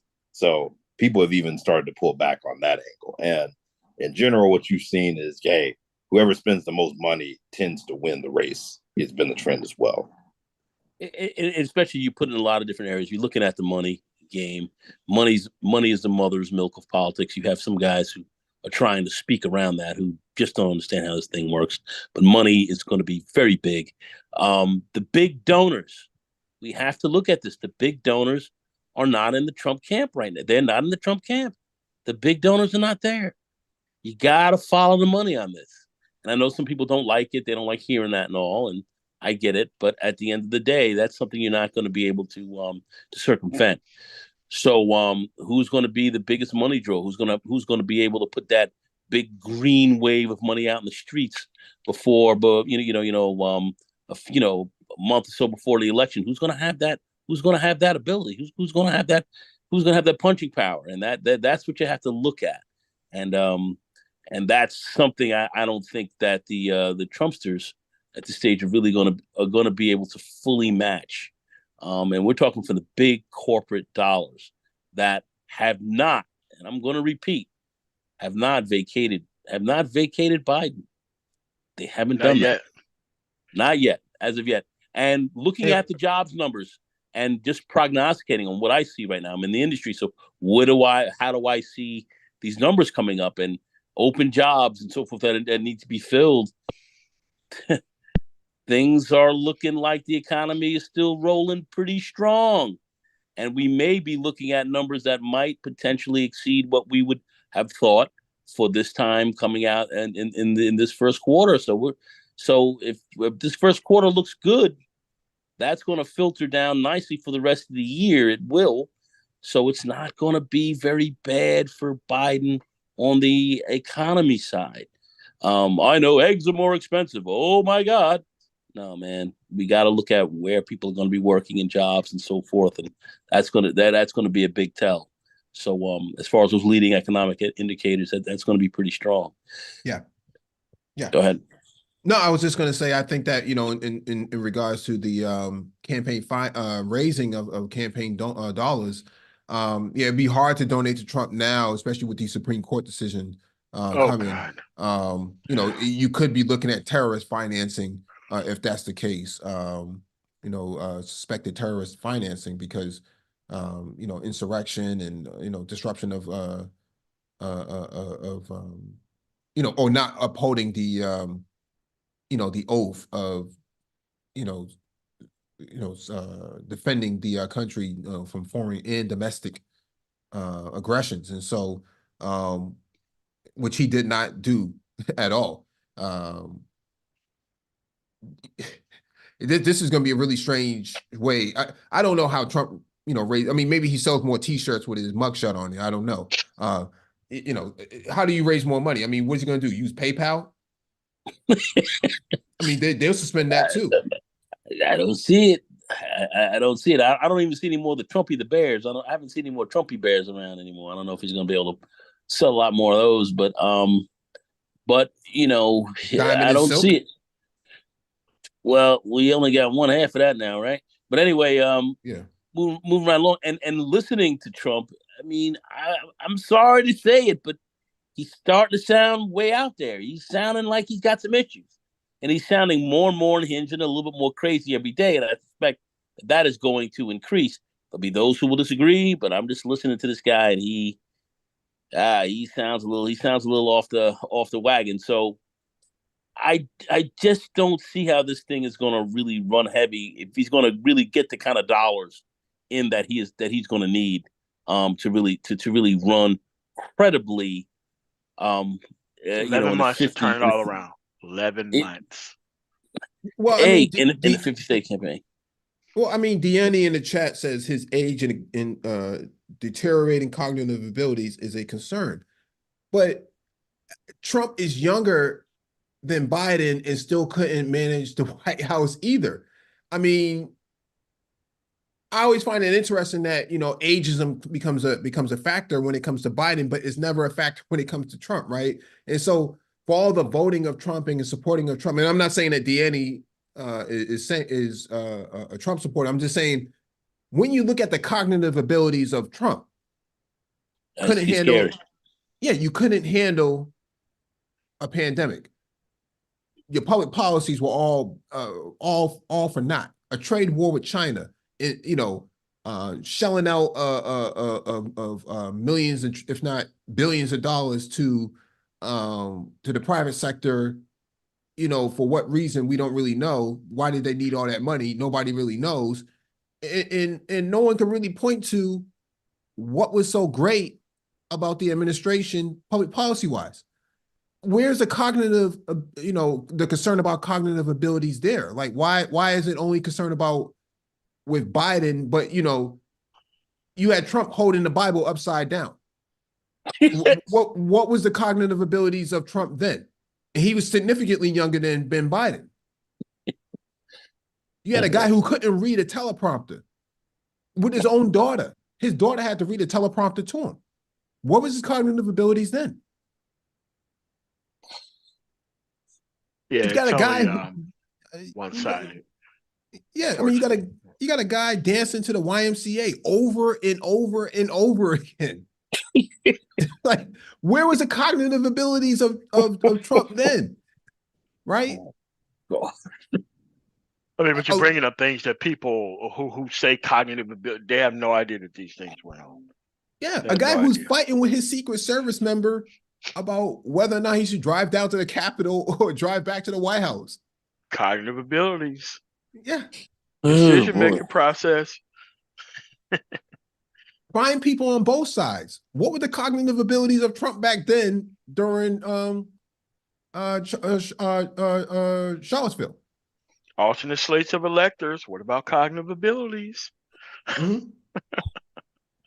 Yeah. Yeah. I mean, people are trying to make it look like there's this obvious, back and forth on both sides. Like, at the end of the day, they don't want Biden to be president. They don't have a good reason for him not to be president over what's happening right now. And if the shoe was on the other foot, it would be Trump all day walking in there. If Biden had like 4 upcoming court cases where he was definitely going to be seeing some jail time, and 3 of the 4 outside of Stormy Daniels' piece. Obviously. I mean, look at how much people are going crazy about the Hunter Biden situation, and that's some charges being brought. Yet everybody's okay with Trump and these 91 felonies. It's like, wait, so you're okay with someone who's going to be the president, but you have all these problems with someone who's the son of the president? It doesn't make sense. They're grasping at anything they can because they're trying to throw that on Biden, but they can't. They know this is a big nothing burger, but they're coming after this guy for whatever reason. I got to go to Anthony Scaramucci, what he said a couple of years ago, and I just saw him recently. He was in an interview and really talked, once, he's calling himself a conservative and he's on the right, but he thinks Trump is crazy. But at the end of the day, Trump is running as the last real white man of America. That's what he's running on. Or the great unscathed. Yeah, he's running on he's the last true white man running in America. That's what this guy is running on, man. That's what this president is. That's what this guy is running on. The last white man of America. That's what this guy is truly running on. What was Trump's cognitive abilities when he met with the leader of North Korea? Mike, it's an embarrassment. Oh my God, that's embarrassing. In Vietnam, remember that, the Hanoi summit? That's an embarrassment. It's an embarrassment. Yeah, it's meeting with Rocket Man. And what was he saying about how he? I mean, he was talking about how he wanted to be a dictator. Like, I mean, it was incredible kinds of conversation. These guys, it was incredible. But anyway, But what was his cognitive abilities? What was his cognitive abilities when Trump sent, you know, Robert Kraft's Patriots plane to Moscow to get mask, N95 mask, something that the United States produces on their own. He went there to go get mask from Putin.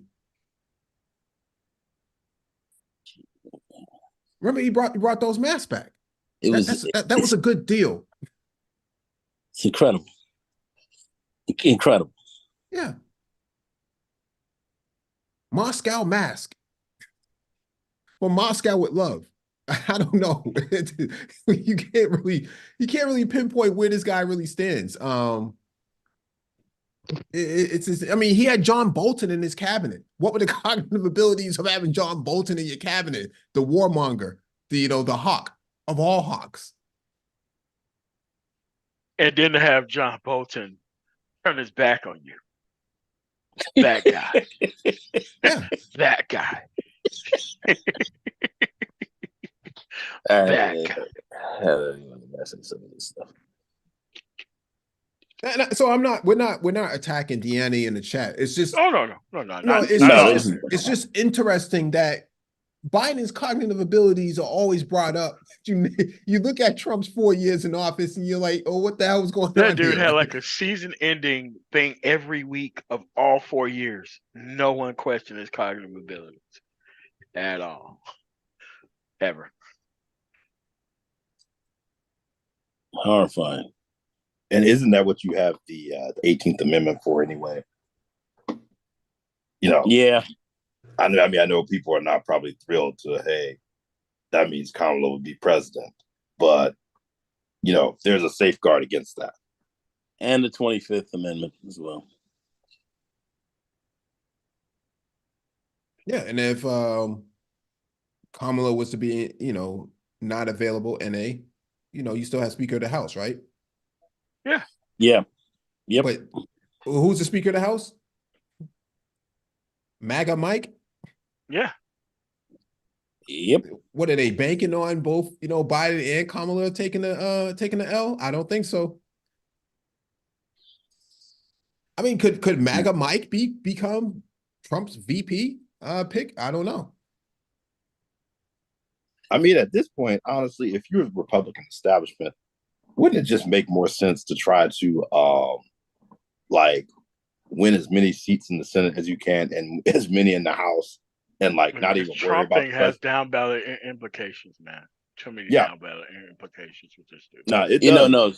Some of those MAGAs some of those guys are gonna lose.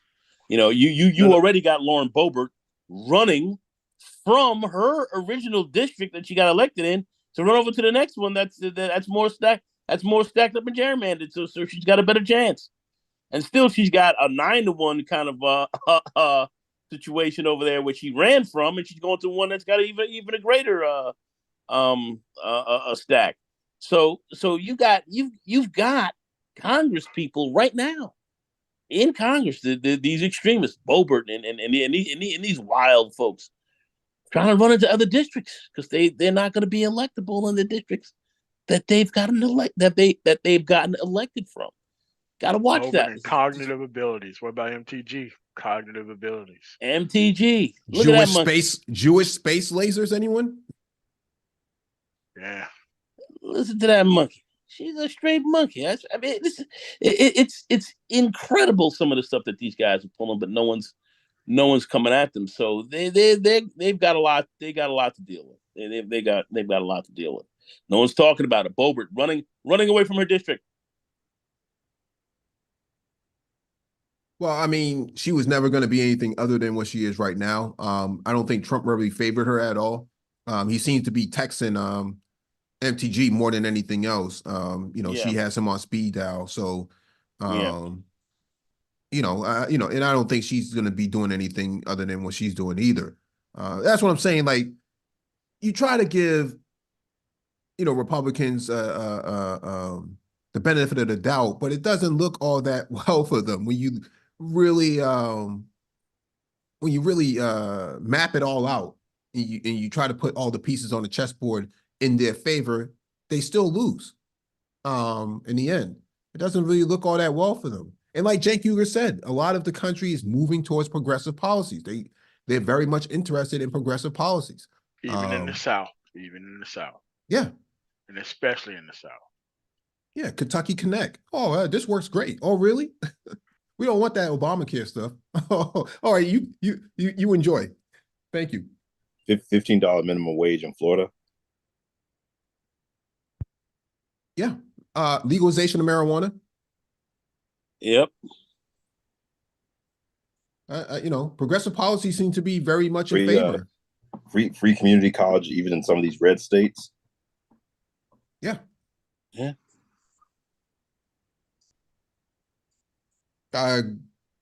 Life of Grandmaster Troll says, what y'all think of Vivek Ramaswamy? I think we talked about him earlier, but I'll reiterate again. I think he's a firecracker, but he's not the firebrand. He's only popping off right now because he's on stage. Once you put him in front of public policy, most of his ideas kind of break, either constitutional rights or people's civil rights, or even just common law. It doesn't make a whole lot of sense as to where he stands and what he's trying to do. He's all over the place.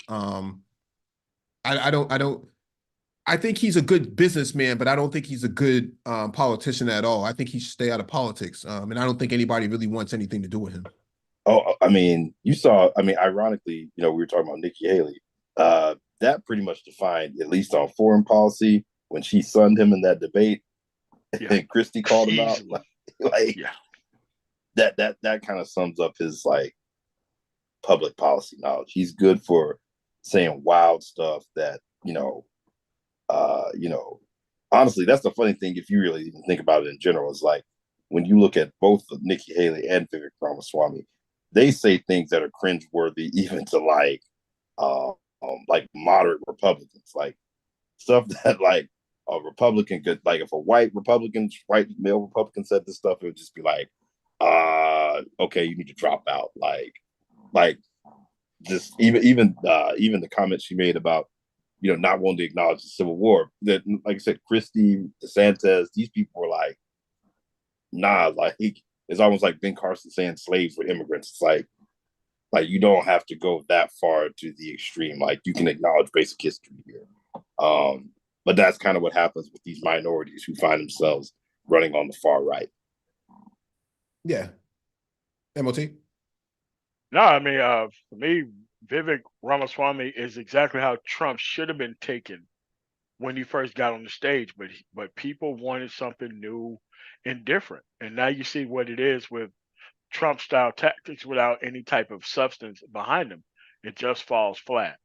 But I do enjoy him seeing him on the stage, and he is still polling and still paying the amount of money to show up to these debates, and that's why he's showing up. Yeah, this is a pay-to-play thing. Yeah.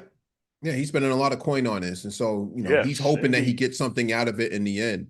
I mean, if not, more venture capital coming in to his private interests. He's hoping for a cabinet position somewhere. Only problem is I don't think that's going to happen.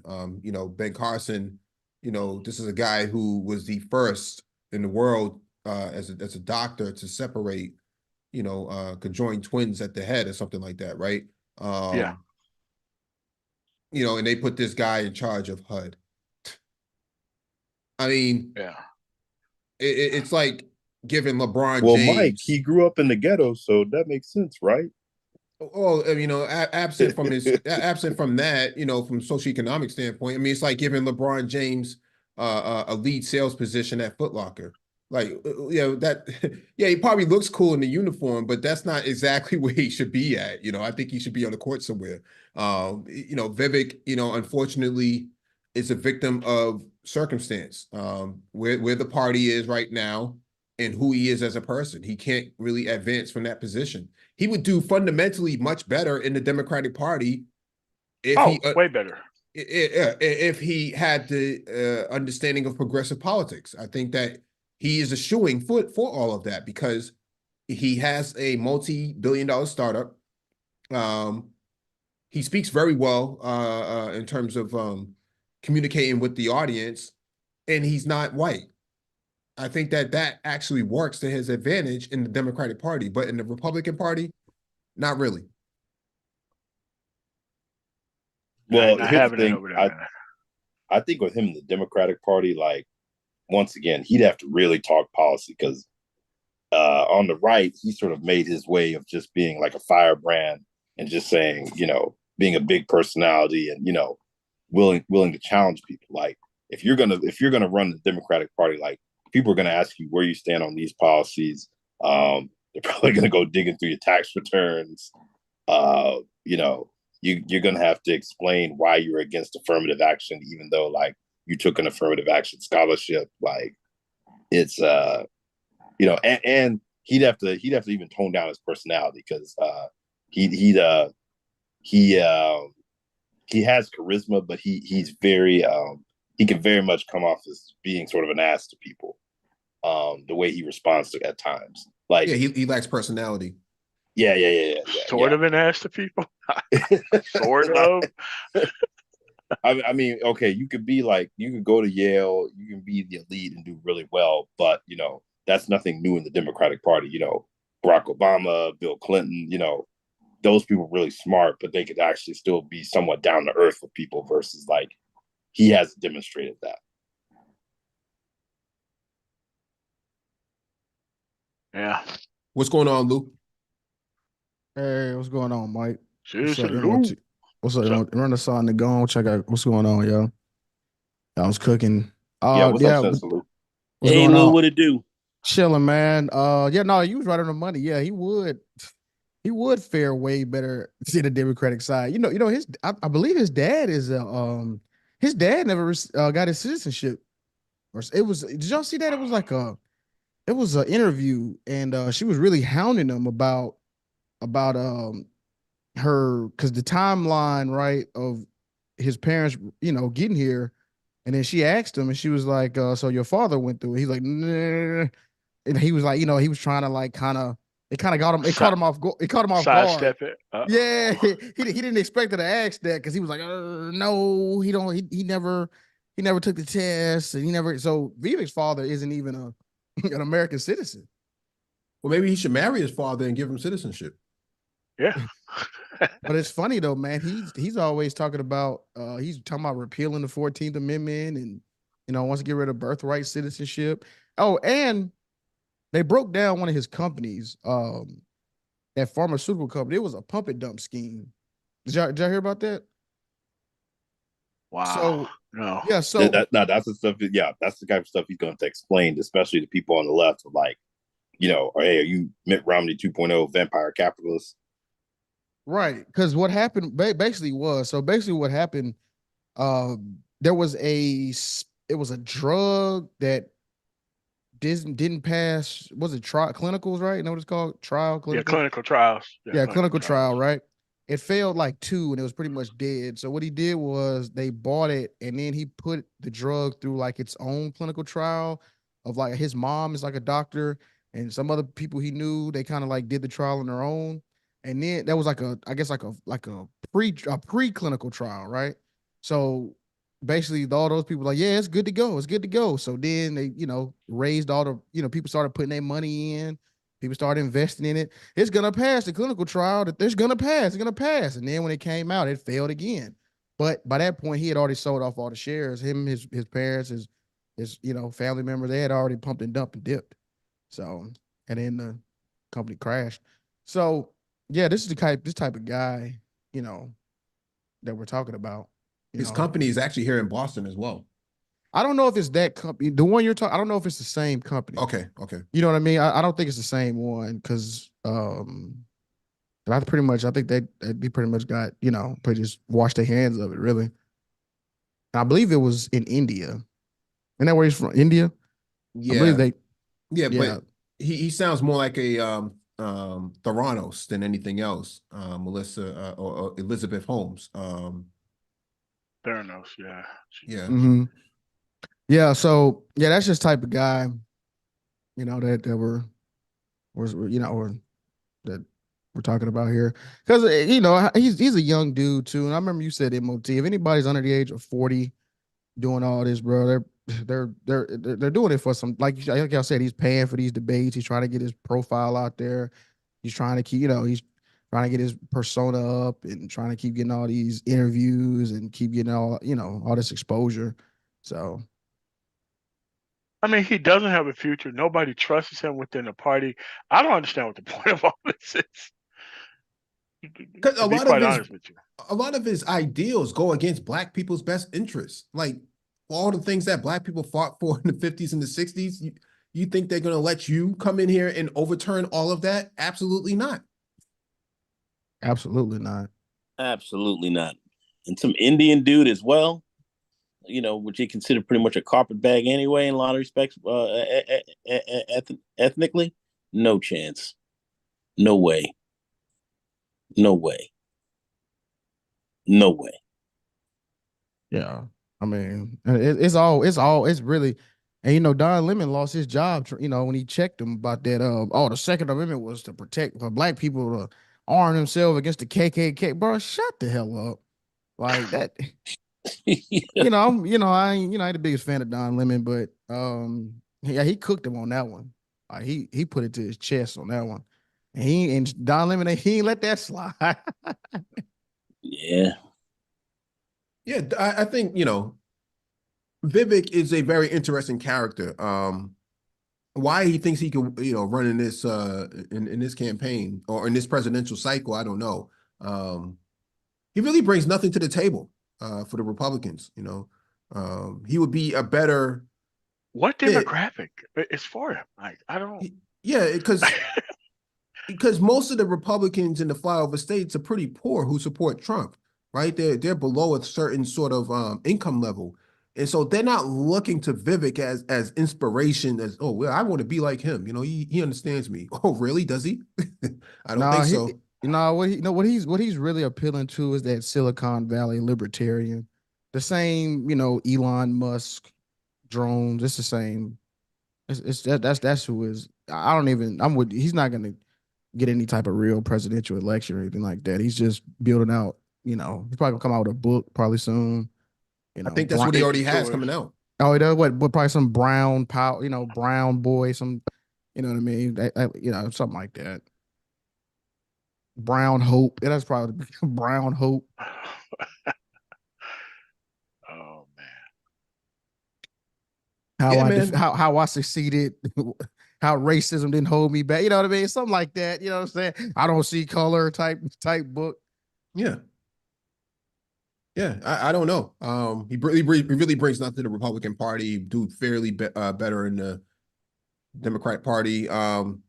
He could even run as a liberal, or not a libertarian. And so, why he's not doing that, I don't know. He could take over the Libertarian Party. He has the money to do it. Yeah. Yeah, this Confederate flag thing is pretty funny. They keep saying the parties never switch, but it's Republicans always mad about taking down statues. That's kind of funny, but whatever. I'm taking down our heritage, but the parties never switch. But they never switched though. I mean, if the Democrats let the Democrats take their statues down, then right? They never switch, right? And why ain't the Democrat? Well, if the parties never switched, why ain't the Democratic Party still running the South? Oh, but Bill Clinton. That's what they're going. Yeah, but Bill Clinton. Yeah, okay. But Bill Clinton more of a. I mean, he would be considered. If you ask me, a Republican today. Be honest. They were always conservative, though. Oh, right, exactly. Oh, yeah. He's a conservative. Exactly, right. Exactly. I mean, like Al Gore too. Yeah. And don't forget, Hillary was formerly a Republican. Yeah. People forget. People forget. Oh, that. Wordle girl. Old Wordle. Sure was. Well, facts, Nicole. No, well, let's put it into context. Reagan, 2 terms, Bush Sr. 1 term, and then you have Clinton come in for 2 terms. a lot of the policies on criminal justice, criminal justice as a whole, favored that of Republicans because they were trying to one up the Republicans. This is where the whole 94 crime bill comes in, right? Speaker of the House, Newt Gingrich, wanted one strike. Okay, this is how egregious this guy was against black men back in the 90s. You know, he would love for nothing more than bury these guys under the prison. And so after they brought the drugs in on the Iran-Contra. Exactly. Yeah, and that was that was the whole thing. Bring the drugs in and then hang you for it. Dang, insane. Right. So we went 3 presidential cycles with conservative policies that, you know, largely did not really benefit black people at all. You know, Reaganomics basically gutted all of the social policies of the the social policies of the socioeconomic policies of the 60s and 70s that black people had fairly won over and was last upheld under Carter, who was the last liberal president that we had. And then, you know, in the 90s, you know, you had NAFTA, which exported a lot of jobs that fall into the purposes that black men would have benefited greatly from a manufacturing standpoint. So conservative policies have been proven not to be all that favorable for the black community. And so I don't know how people stand around and say, well, you know, well, what about Democrats in the 90s? Yeah, but Democrats were not that much different than, Republicans at that time. You know, they were kind of like Bud Light to Bud itself. They weren't really all that much different. A lot of their policies mirrored that could have been exchanged for Republican policies because they were trying to one up the Republican Party because Republicans were in full steam mode from the 80s. So, and everybody was winning an election based off of this tough on crime nonsense. Yeah, because that was the topic of the day. You know, as much as people want to say, oh, we need to get rid of Maxine Waters. Well, Maxine Waters was against the whole crime bill at the end of the day. So yeah, but she's a black woman, so it doesn't count. Yeah. Yeah, but that's the position that a lot of guys in the manosphere take is that, oh, you know, Maxine Waters, we got to get rid of this old hag, soul black woman. But, you know, Maxine Waters didn't support the crime bill. So what are we talking about here? Well, how come they didn't call Ice Cube back? Well, where's Cube at now? with all the the removing of Trump from 2 states and, you know, and this Confederate flag. He's so conveniently quiet now when it comes to, you know, the Civil War. How come he's nowhere to be found on that? Tell you, man, the Ice Cube effect is still going, Mike. Ice Cube effect. Man, that Ice Cube trying to get Carmelo Anthony to get in his big 3 league. That man ain't talking about no politics whatsoever. Since the whole debacle. Not at all. Yeah, because because everybody is thinking that this Ice Cube effect is somehow making this big impact, and I'm like, where is it happening? I have yet to have anybody prove that on this panel. Yeah, I haven't seen the data of how many like registered voters he got. You know, I haven't seen any. I haven't seen anything. It doesn't translate into any of that. It didn't translate to any of that. He was out there trying to just front run, and then because he's not a politician. He doesn't really understand how politics works. You know, from the ground level up, he's not really he's not that guy. He doesn't really understand how that really works. So we jumped out there and took his shots, and now he's off. Like you said, he's off. He's off to his league, man. Trying to get Carmelo Anthony up in there. That's where this guy's at, man. You're not going to hear him on any politics. He's not a political guy. It is what it is. But he'll stick his head out about what? June, July this year? Yeah. So, the Ice Cube effect will be back in full swing, when everybody comes around and pretend that they care about politics again before. And the Ice Cube plan to come back up and nobody wants to talk to me and all that kind of other stuff. And so, people line and wait wanting to tear his head off this time around. Yeah. So. Yeah, that's true. Any closing thoughts, Renaissance man? Nah, great stream. Thanks for having me up. All right. Nicole, Hey, listen, great stream, Mike. Thanks for having me up. Appreciate it. MOT. I'm not saying not vote for the conservatives. I'm saying be able to coordinate with something that we actually need on the Democratic side while you're over there. This is all about participation. And this right-wing Supreme Court is going to knock down everything that you want anyway because you didn't want to vote for Hillary. So remember the long-standing implications of not wanting to be involved in the process. But thanks for having me on, man. Hey, MOT. Yeah, I'm gonna go live in a minute, y'all. Y'all slide through. I'm talking about All right, cool. capitalism. So All right, cool, part man. 2 of that stream earlier. Okay. All right, cool, man. All right. That's it, Mike. Y'all have a good one, man. Good stream, Mike. Absolutely. Hey, Thank man, you. make sure you email me the link, Lou. I'm gonna do it right now. All right, cool, man. All right. All right. Thank you all for joining us. Please hit the like button on the way out. Share the video if possible. Hit that notification bell so you get all the updates from the Black Brain Trust.